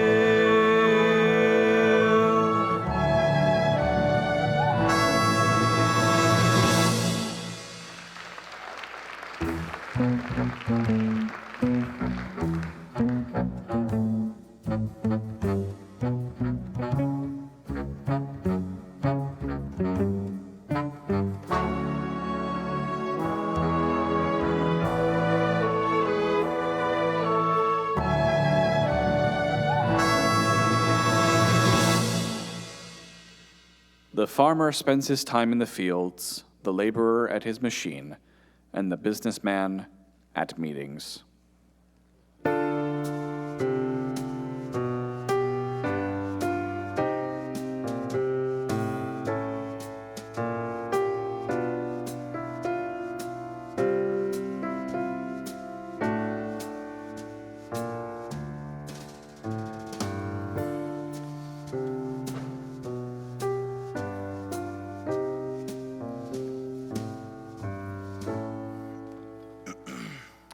Gentlemen, where's Finch? He's not here yet, sir. We'll start without him. We have a lot of other business to take care of before we come to Finch's presentation. Brat? Yes, JB? That stuff you recommended for my crabgrass doesn't work at all. I can't understand it, JB. It worked beautifully on my lawn. You'd better come up with something new. Right, JB. We never have any trouble with crabgrass at our place. What do you use? Cement. Sorry, JB, just a little joke. Gentlemen, you'll excuse my nephew. It's a combination of youth, high spirits, and extreme stupidity. Now, let's see. Mr. Finch is here, sir. Oh, yes, we've been waiting. Send him in. Gentlemen, I'd like to present my new approach to wicked advertising. It's based on an idea which, in my humble opinion, is brilliant. Sounds promising. Proceed, Finch. What the heck is that? A picture of Mount Vesuvius in eruption. This shows the kind of impact that our new television show is going to have. Now, JB, an example of the kind of national publicity you can look forward to. Oh, brother. The cover of Time. The cover of Newsweek. And finally, JB, the golfer of the year. Very interesting. Thank you. Now, here is a map of the potential wicket market, divided into social, geographic, and ethnic groups. This shows how we will have deep penetration and overwhelming saturation in the areas where resistance has long been peakiest. I like this thinking. Thank you. Now, here is the sales chart of the past fiscal year, which reflects the disastrous effect our former advertising policy had in terms of per capita consumption of wickets. Note the sharp decline from normal regularity. Down, down, down. And this is what's going to happen to our sales when we finally get going, as we will. Up, up, up. And there you are. Finch, I think you've done it very good. Could I ask a question, JB? Yes. What is his idea? You heard. It's a television show that will give us penetration and peak reaction. It sounds great, Finch. Great, doesn't it, men? But what is his idea for the show? I don't see why you have to be so negative. The only things you ever come up with are lousy ideas like treasure hunts. All right, Finch, what is the idea for the show? I don't think I'm going to tell you. What do you mean? You know, JB, I've always thought of you as a man of breadth, vision, open to new ideas, but now, I don't know, I'm thrown. By what? By the way you just spoke to Bud about his idea for a treasure hunt. You dismissed it. The fact is, there are treasure hunts and treasure hunts. When Bud brought it to me, I thought it was a rotten idea too. I should hope so. But then I remembered something, JB. You know, an idea in itself is nothing. It's the development that counts. Leonardo da Vinci once drew some sketches for a flying machine, but it took American know-how to take those sketches and develop them into the Boeing 707. A man named Gatling once invented a tiny little machine gun, but it took a mighty mind to take that little machine gun and develop it into a great program like The Untouchables. When I thought of that, Bud's silly little idea became a challenge to me, and I said I'm going to take this idea of Bud Frumps and de-frump it. First of all, my treasure is not money and it's not bond, it's stock. Stock? 50,000 shares of stock. Stock in our company? These days, people like stock better than money. Well, how can you issue 50,000 extra shares of stock? That's no problem. It's a simple matter of taking the convertible debentures from the sinking fund, issuing stock options, which are exchangeable for rights, which you then convert into non-voting common and replace with warrants. Tell me that again. I can't. It can't be done, JB. It can't be done. But if it could, JB, wouldn't it create tremendous excitement? But it can't be done. But if it could. But it can't. Just say, JB, say it could be done. What's your answer? I forgot the question. You can't give away stock. We give away stock dividends, don't we? Just please, let me go on with my presentation. We're ready. Finch, I hate giveaway shows. So do I, JB, but the public always loves them. I tell you, anyone who comes up with a new, unfixed, unrigged way to give away something for nothing is going to clean up. And gentlemen, I have that new twist. Gentlemen, the worldwide wicket treasure girl. What's this? This, JB, is the secret ingredient, the thing that will take the country by storm. Can't miss. Go ahead, Hetty. Hello there. I'm the worldwide wicked treasure girl. Each week I'm going to bring you a clue to where the worldwide treasure has been stashed. Buried. Oh, yeah, buried. This eye patch gets me all mixed up. Isn't this a cute outfit? I love it. Yes, very nice outfit, Miss LaRue. Of course, Miss LaRue is just helping me demonstrate the idea. She won't be our regular treasure girl. Naturally. When we actually go on air, I'd say we need a big name personality. Of course. Well, I'm leaving the firm anyway. Of course I wouldn't if... Offhand, I'd say this would be great for someone like Elizabeth Taylor. Why don't you get Queen Elizabeth? This is an American program. Now, JB, a beautiful treasure girl plus 50,000 shares of stock will... JB, let's tell this maniac off and get on with our business. Just a moment. I'll handle this. Gentlemen and Miss LaRue, will you please leave me alone with Mr. Finch? Okay, you take care of him. This is crazy. What about the SEC? What about the FCC? What about the stockholders? What about the board of directors? What about the federal statutes? What about the Federal Trade Commission? What about the Senate investigating committee? They're all being petty. Finch, you're a brilliant young chap, but I'm afraid you've let us all down. How so? You missed the boat. You haven't thought this out properly. I don't understand, JB. Tell me, why does this treasure girl have to be some big name personality? Sir? What if she were someone more More identified with the company?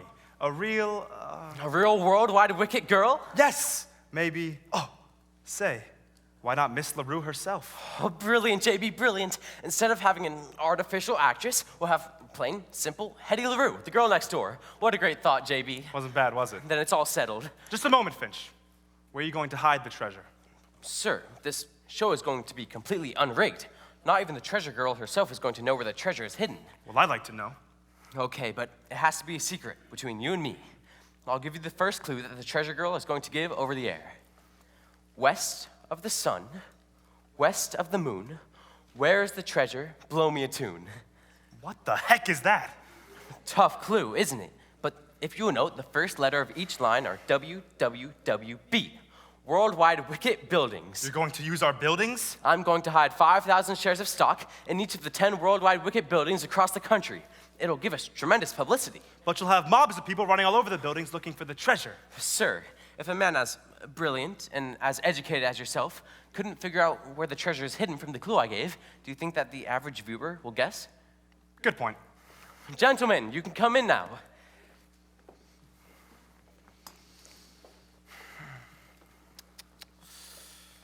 Gentlemen, I'm thinking of going ahead with the worldwide wicked treasure hunt. Of course, I want your approval. JB, I think this is an absolutely crazy motion. I like it. I like it. We like it.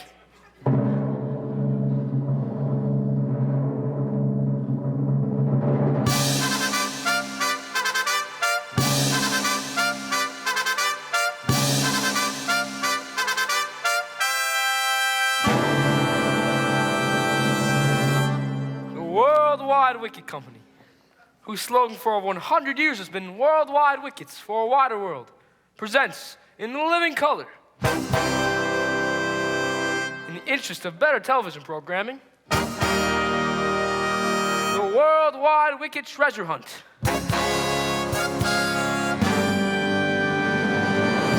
Now, for the opening number, we present an authentic traditional folk dance of the bold pirate folk of the Spanish Main. Dance for your pleasure by the Jolly Wickets.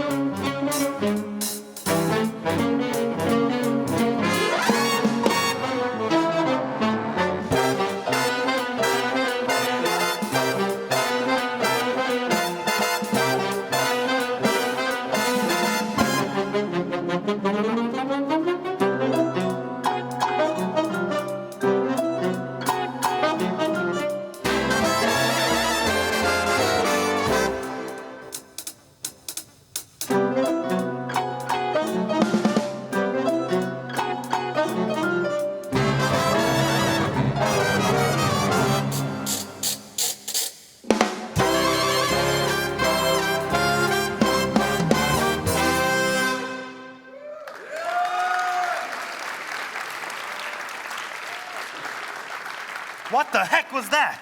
I tried for some production value. Shh, give it a chance. Hetty's coming on now. The moment you've all been waiting for. The Worldwide Wicked Treasure Girl.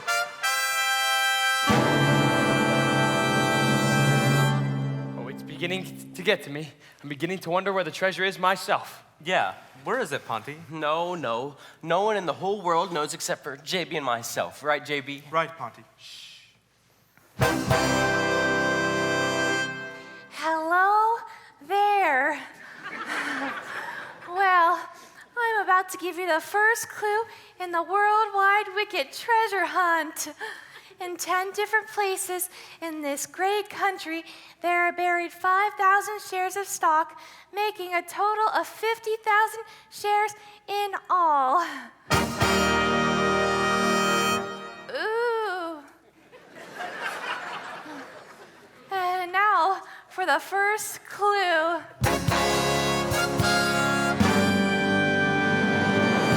The first clue! The first clue is One moment, treasure girl. This gentleman is carrying a Bible. Will you place your right hand on it? Miss LaRue, do you swear that there's been no fixing or rigging in connection with the show? That the clue you're about to give is the truth, the whole truth, free from any trickery, chicanery, or dishonesty? Is this a real Bible? Why, of course, Miss LaRue. What's the matter with her? Well, she looks surprised. She is. Hetty didn't know about this part. I wanted this part of the show to be completely unscripted, unrehearsed. That can be very dangerous. No, I think it's very effective. Do you swear to that, Miss LaRue? I do.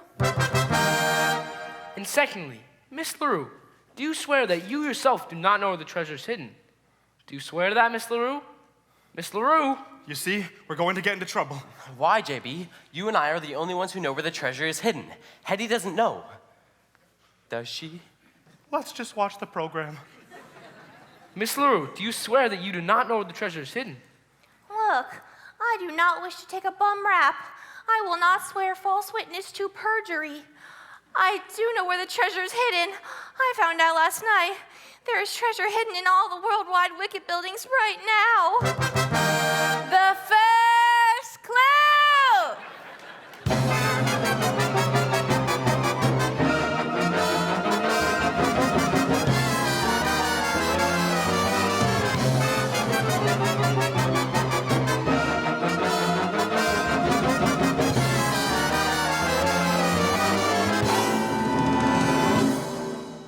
How to handle a disaster.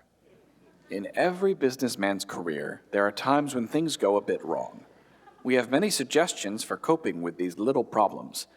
However, should you be the cause of a disaster that's really disastrous, we suggest that your best bet is to review the first chapter of this book, How to Apply for a Job. Have you guys found Finch yet? He seems to have disappeared. Can't find him. No, but we're looking for him. Haven't seen him. Where's Finch? I don't know, brat.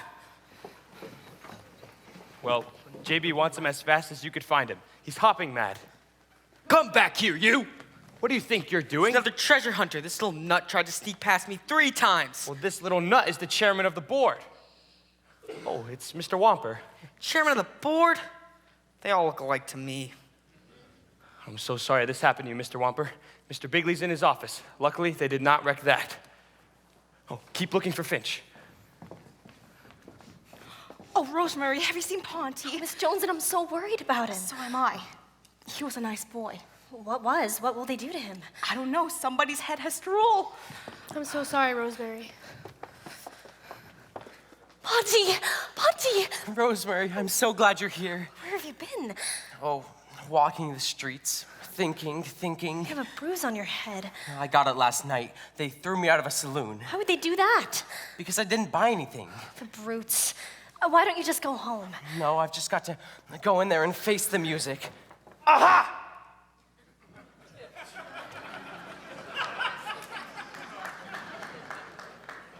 Well, this is it. The chairman of the board is in there. I figured that. What are you gonna do? Do? What does a man do when the world has collapsed around his ears? Nothing. I've just got to go in there and take what's coming to me. Ponty, I'm sure that mind of yours... No, Rosemary, I'm putting that mind of mine away. I'm just going to come clean, take the blame, and go back to what I was before I came here. What were you? I was an exterior decorator. There I go again. I can't even tell you the truth. I was a window washer. So what, Ponty? I don't care what you were. I walked out on you once. You did? Well, I'm not doing it again. No, Rosemary. You can't be the wife of a window washer. That's no life for a woman. Sitting at home while I'm up there, never knowing if I've landed safely. Now listen here, Jay Pierpont Finch. You're wanted in the executive boardroom. I thought I'd wash up first. They want you now. Gee, can't I even say goodbye to Rosemary? Go ahead. Now, Rosemary, goodbye. Come along. Oh, I'm sorry, Rosemary. I wish none of this ever happened. Ponty! Ponty!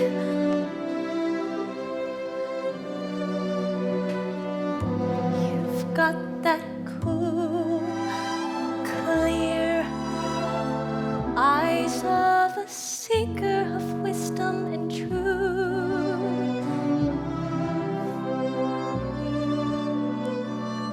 But there's that upturned chin and the grin of impetuous youth.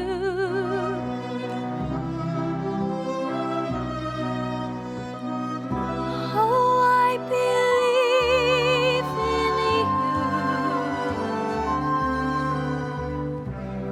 I believe in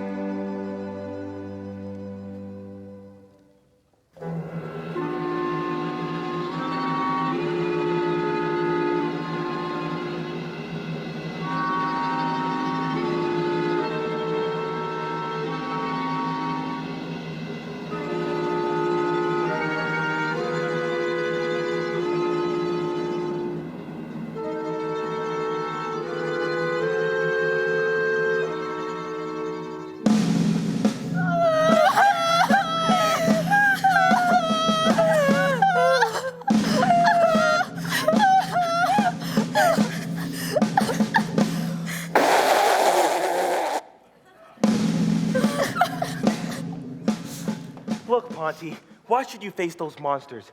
Go ahead, run away, escape. I'll pretend I didn't see you. For all lane's sign. No, Bud, I've just got to go in there and take what's coming to me. I should think you'd be happy if they killed me. If I could only be sure. All of our key men are here, sir. Gentlemen, you know Mr. Wally Wamper, the chairman of the board? Now, Wally, let me say before we go any further that I realize that I'm the president of this company, the man who is responsible for everything that goes on here. So, I'd like to state right now that anything that happened is not my fault. There's a bright side to this, though, Wally. You'll be happy to know we've got somebody to pin it on. Have you found Finch yet? Yes, they're bringing him in. Good. Wally, you'll soon see where the responsibility for the whole thing lies. When he gets here, I'll do the talking. This is a very slick youngster, Wally. He's here, sir. Mr. Bigley, I'd No like to... speeches, Finch. Oh, by the way, this is Mr. Wamper, the chairman of the board. I don't think you two have met. Hello, Mr. Wamper. I'd like to... Never mind. I want you to sign a simple little letter of resignation in which you accept all the blame for what happened. Okay, I'll be glad to. What's that? I said I'll do it. Are you sure this isn't one of your little tricks? No, JB, I'm through with all that. You see, this firm has been pretty good to me, and so I'm just going to quit, take the blame, and go back to what I was before I came here. What did you do, Finch? I was a window washer. A window washer? No kidding. I started off as a window washer myself.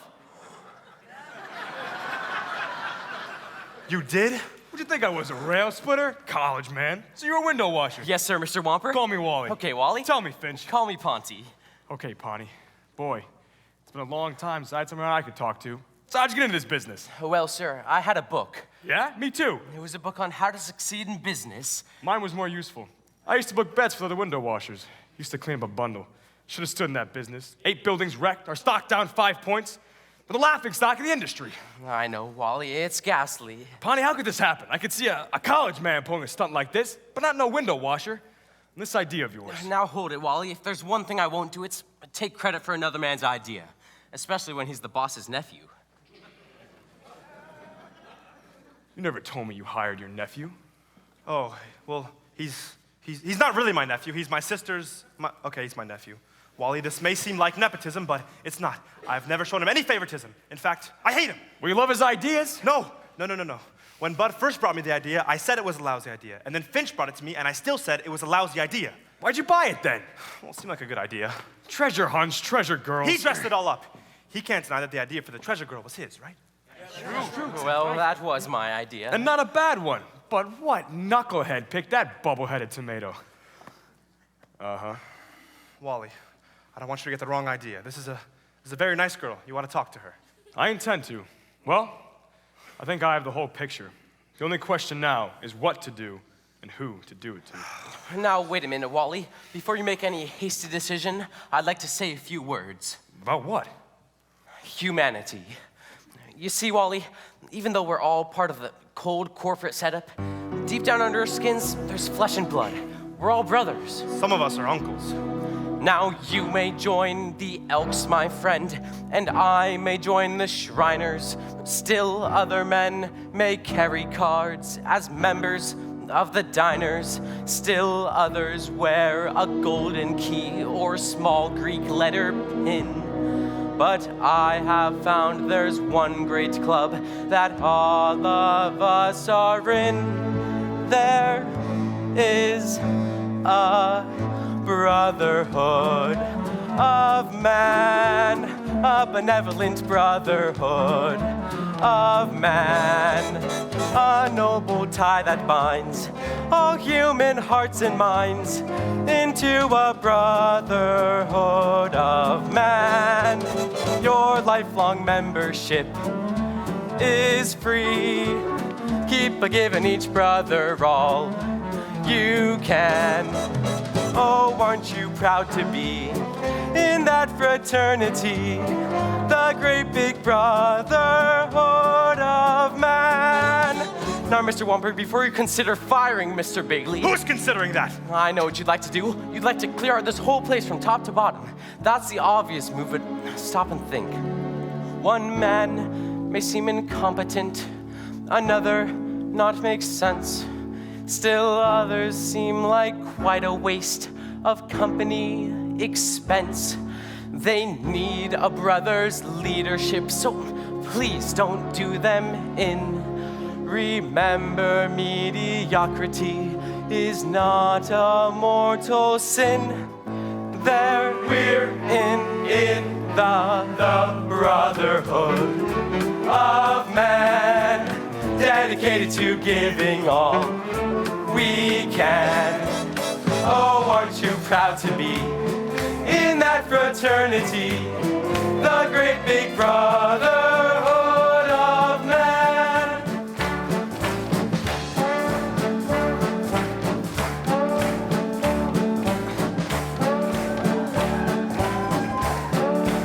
No kidding! Is there really a brother? Yes, you're a brother of man. You're a brother on the level of brotherhood of man. Oh yes, a noble tie that binds all human hearts and minds into one brotherhood of man. Oh yes, your lifelong membership is free. Keep giving each brother all you can. Oh, aren't you proud to be in that fraternity, the great big brotherhood of man? Oh, that noble feeling feels like bells are pealing down with double dealing. Oh, brother, you got me, I got you.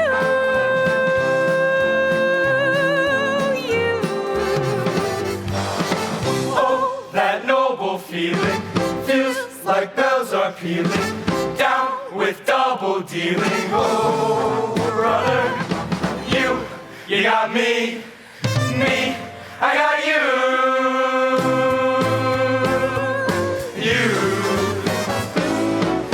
Oh, that noble feeling feels like bells are pealing down with double dealing. Oh, brother, you got me, I got you.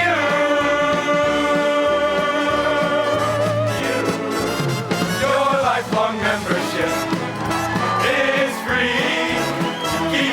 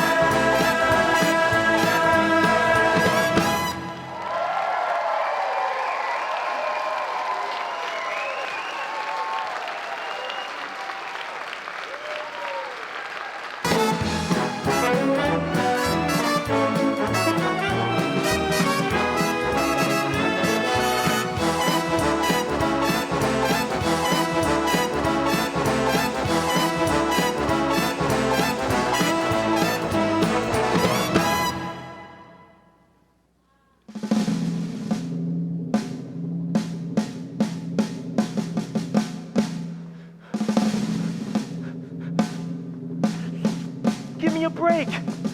We were always the best of friends, Max. Remember the fun we had, Ernest? You I never liked. Look, I can make it worth your while. No, I can't. It doesn't pay to be decent. Well, I'm not going to go. No, you can't make me. I'm too young. I'm just a boy. I'll get sick. Hey, Smitty, any news yet? I haven't heard a thing yet. Oh, Mr. Jenkins, have you heard anything yet? No, nothing yet. Looks like a big shakeup. Boys and girls, I have an announcement to make. As you all know, a few changes have been made here at Worldwide Wickets, and I'm now speaking to you in my new capacity as Vice President in charge of employee morale and psychological adjustment. Mr. Tackerberry here is now in charge of personnel.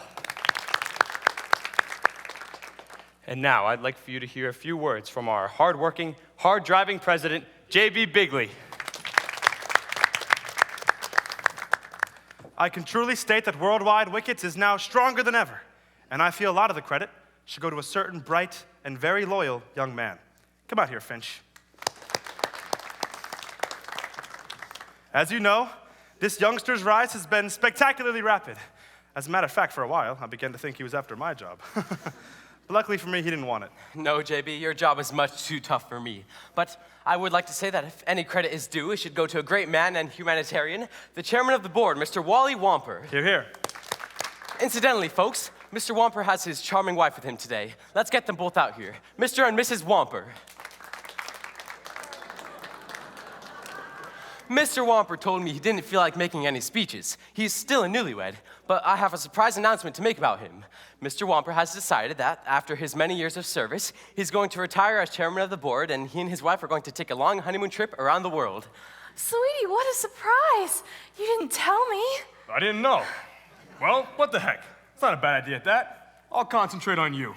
Wally, who's going to be the new chairman of the board? As if I didn't know. Now, wait a minute, JB. I don't know if I can accept.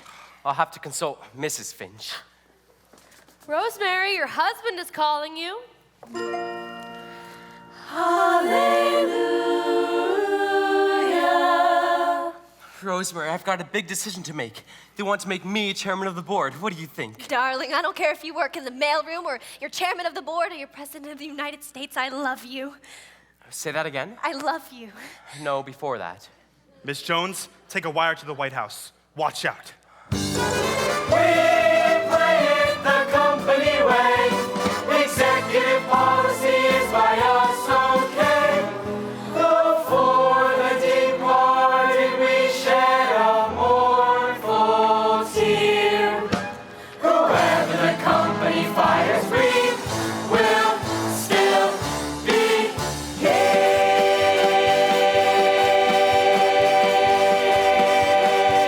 Vince, I'm gonna get you for this.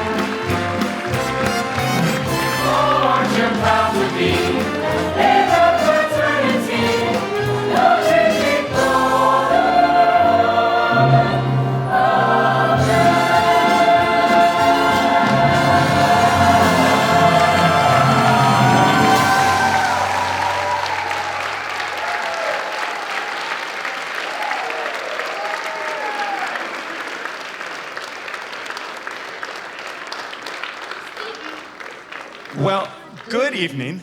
I am so glad you were here to celebrate the cast and crew of How to Succeed. My name is Brett Flowers. I'm head of visual and performing arts here at CHS. And I hope you noticed tonight, or another night, or all week long, that these students are all doing such a fantastic job. And there's lots of reasons why, but there's really 3 reasons why that are the biggest. And so I hope you have a chance tonight, or another night, or next week to say a hearty thank you. But right now, please help me in giving a warm welcome to Mrs. Judith Than and Mrs. Robin Hannibal, our amazing co-directors.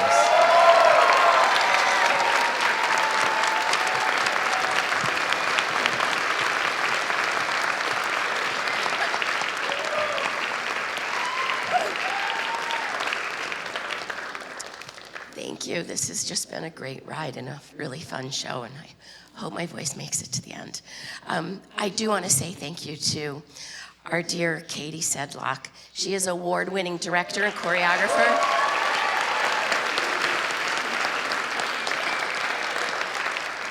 Katie, the kids love you. We love you. And we're just so thankful that you continue to be part of this team with us. My alarm's going off. It's time to take my pill.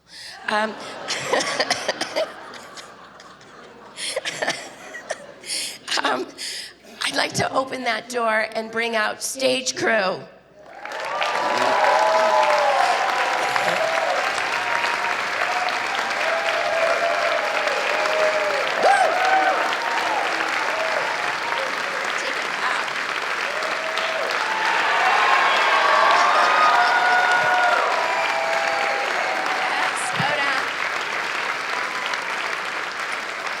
These are the unsung heroes of any show because they're just back there running around. They have their own choreography, and everything is under the direction of this beautiful young lady, Melissa. She runs the show back there by herself, and incredibly talented.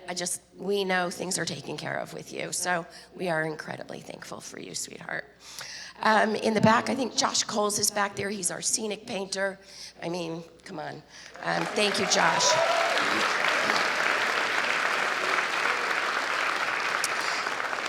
And finally, there are 3 people that I cannot continue without saying a real big thank you. These 3 people give hours and hours, late nights, almost overnight. They're here in the middle of the night sometime. They make us look good and sound good. I am humbled by your contribution to our program and to these kids, and we just can't say thank you enough. Bruce Colgate, Rhonda Colgate, and Daryl Bornstein, thank you.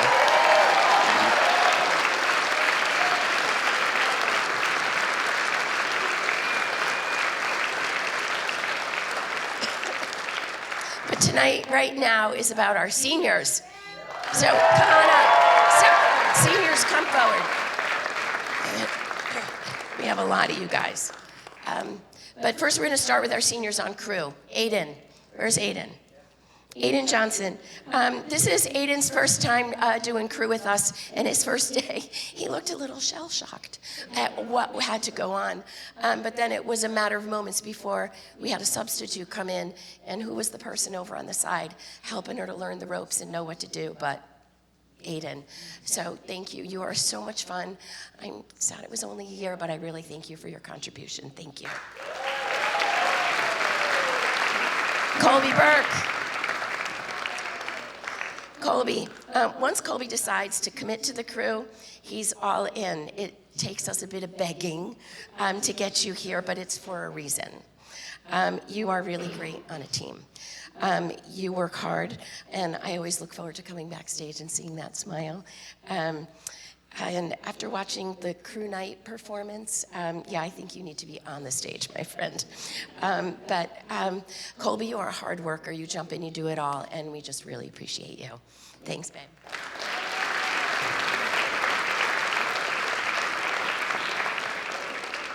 Madison Lagares. Where's Madison? 2 years were just not enough with you, sweet girl. While your talent is obvious, what I love most is your heart. And I've loved those conversations in my office where we prayed over other auditions and decisions that you needed to make. Thank you for trusting me with those moments. Keep seeking the Lord in your endeavors. Go after his heart for you. You have the talent to go far, Madison, but your greatest success is going to be found in an audience of one. It's a crazy world out there, but with your hand firmly in the Lord's, I know that you will find great success, and you know you have our prayers as you go after your dream.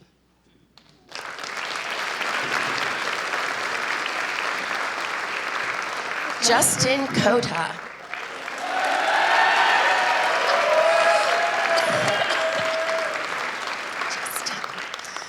3 years ago, I asked Justin to be on stage crew.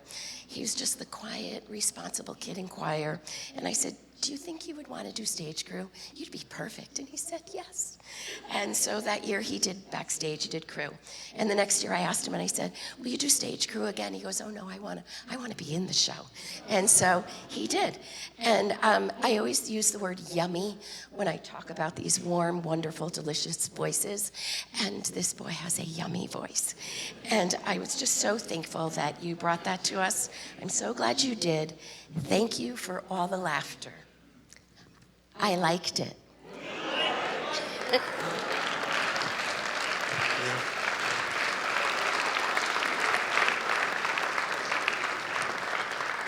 Noah Scrofani.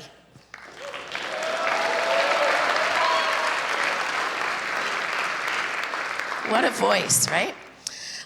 Not that I didn't know that from the start, but I think this year you finally believed me. Your confidence and your strength as Twimble was a joy to watch. And I think this character resonated with you because, like Twimble, you're smart, you're steady, and you're kind, but nobody pushes you around. And personally, I have appreciated your solid musicianship. This guy plays it all, he sings it all, he does it all. I've loved your leadership and your really fun sense of humor. So thanks for your contribution for the past few years, and now go get your brother in shape.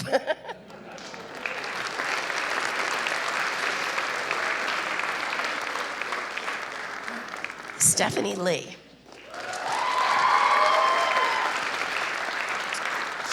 From the moment you danced, put on a happy face.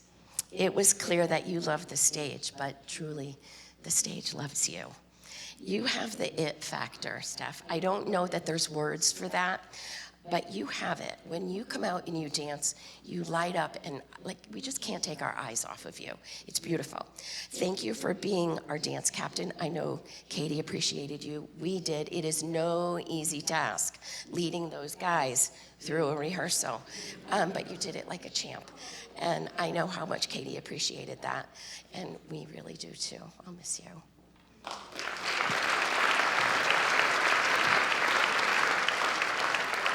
Michael Russo.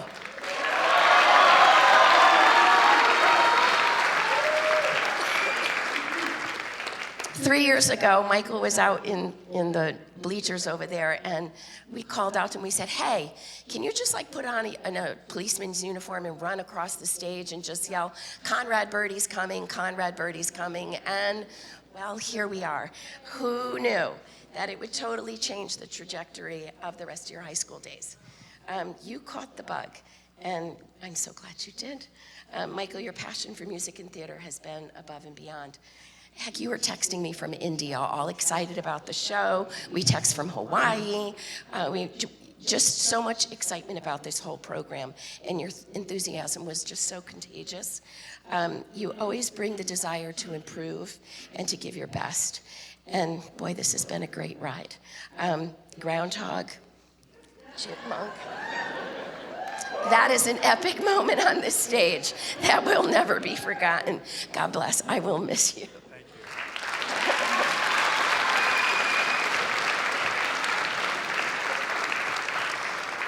Mason Opp.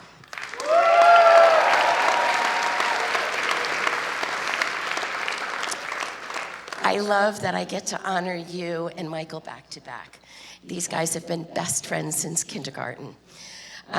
Michael supported you every step as Tevye last year. And this year, there was no one more gracious and supporting of him than you. Mason, you are so natural on the stage. You find your comfort zone in your character, and then you go and run with it. But more than that, you lead with your heart. I'm not going to forget that rehearsal when you prayed the word honor over us. God gave you that word for all of us. However, you, my friend, you live it out. You do the things behind the scenes that nobody notices, but Mrs. Dan and I do. You're the first to always come and ask us how we are. That's really neat. I know we won't forget it. Keep honoring the Lord in all you do. I know you will. Please know that your acting and your heart will be missed on this stage.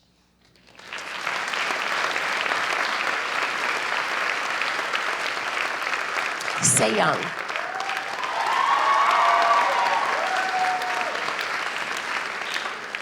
There is so much energy wrapped up in this little body right here. Say young, you impress me with your work ethic, your attention to detail, and trying to do everything so well. But remember, nobody's perfect. Perfection lies in our Creator alone. But continue to be satisfied in giving your best, always. And sweet girl, you always do. Thank you for working so hard each day. Be confident in the gifts that God's given you. Personally, I want to thank you for all your hugs. This girl hugs me every day. It's the best. I can count on it every day, and you don't know how much that makes my day. So I can't wait to hear where the Lord will bring you next year in your pursuit of continuing on the stage. I love you, sweetie.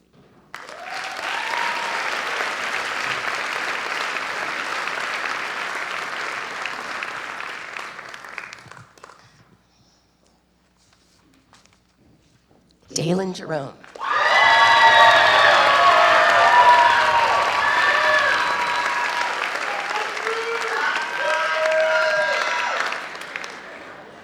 You have a fan base out here. What an amazing journey from our conversation right out there in the parking lot when you told me, oh no, I'm not doing music or the musical, I'm playing basketball. Dalen, you have owned your place on the stage all these years. But this year was like none other. You made this part your very own from the very start. You were a delight to watch on stage, but even more than that, you were a delight to watch in rehearsal. You brought leadership, and you brought focus, and you wrapped it up in that kind, calm spirit of yours. With this crazy bunch, it was really nice to have some calm every once in a while. You even stepped up to warm the cast up when I couldn't be there this weekend, and you did it without even asking. You just stepped in, but that's you. Thank you for giving to this show. You give 150% all the time, and I will not forget that samba. Ole.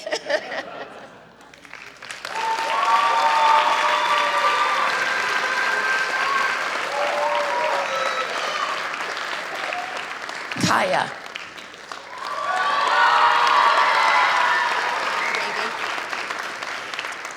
10 years ago, this little dolly came out on stage as a cute little toy doll in Mary Poppins.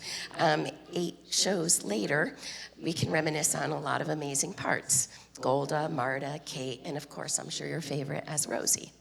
But one of my favorite moments was you with the day we spent up in the library with the feather duster, trying to get you to go, yoo-hoo, Lumiere, remember?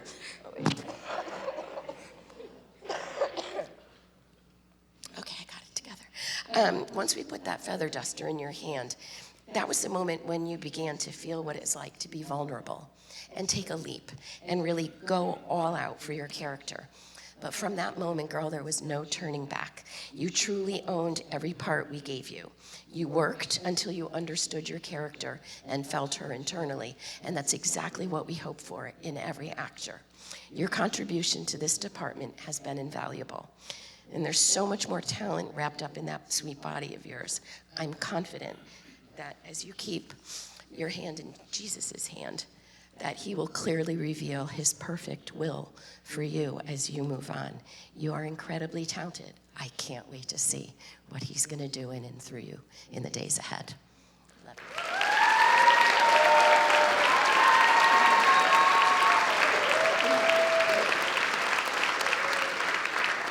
Pamela DeSantos.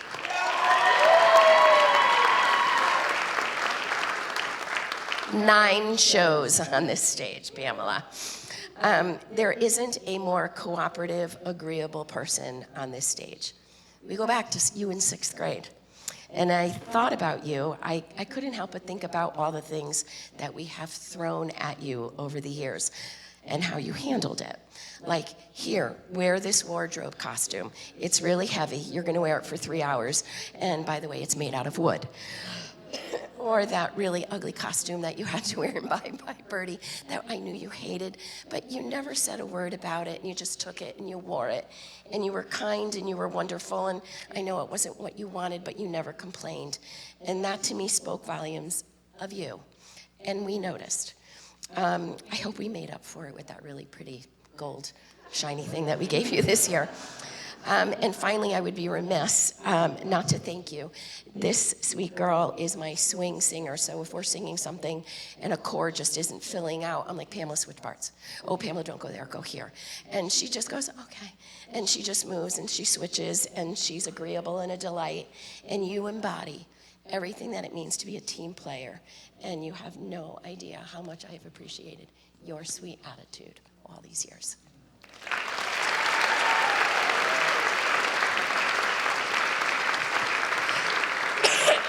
So seniors, why don't you take your final bow together?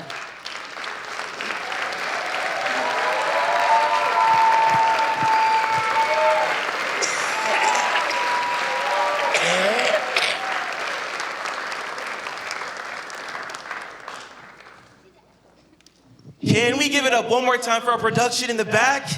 And our directors, the stage crew, and our choreographer? We just wanted to say thank you to our directors especially. None of this would be possible without them. They are the backbone of this production. Everything you see up here is them pouring into our lives. And to say thank you, we wanted to give them a special gift. The original How to Succeed in Business Without Really Trying 1952 book.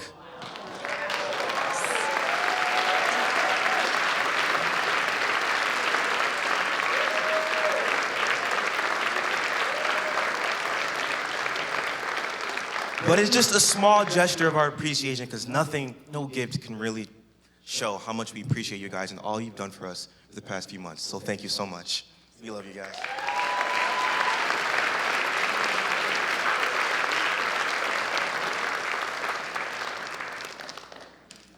Thank you.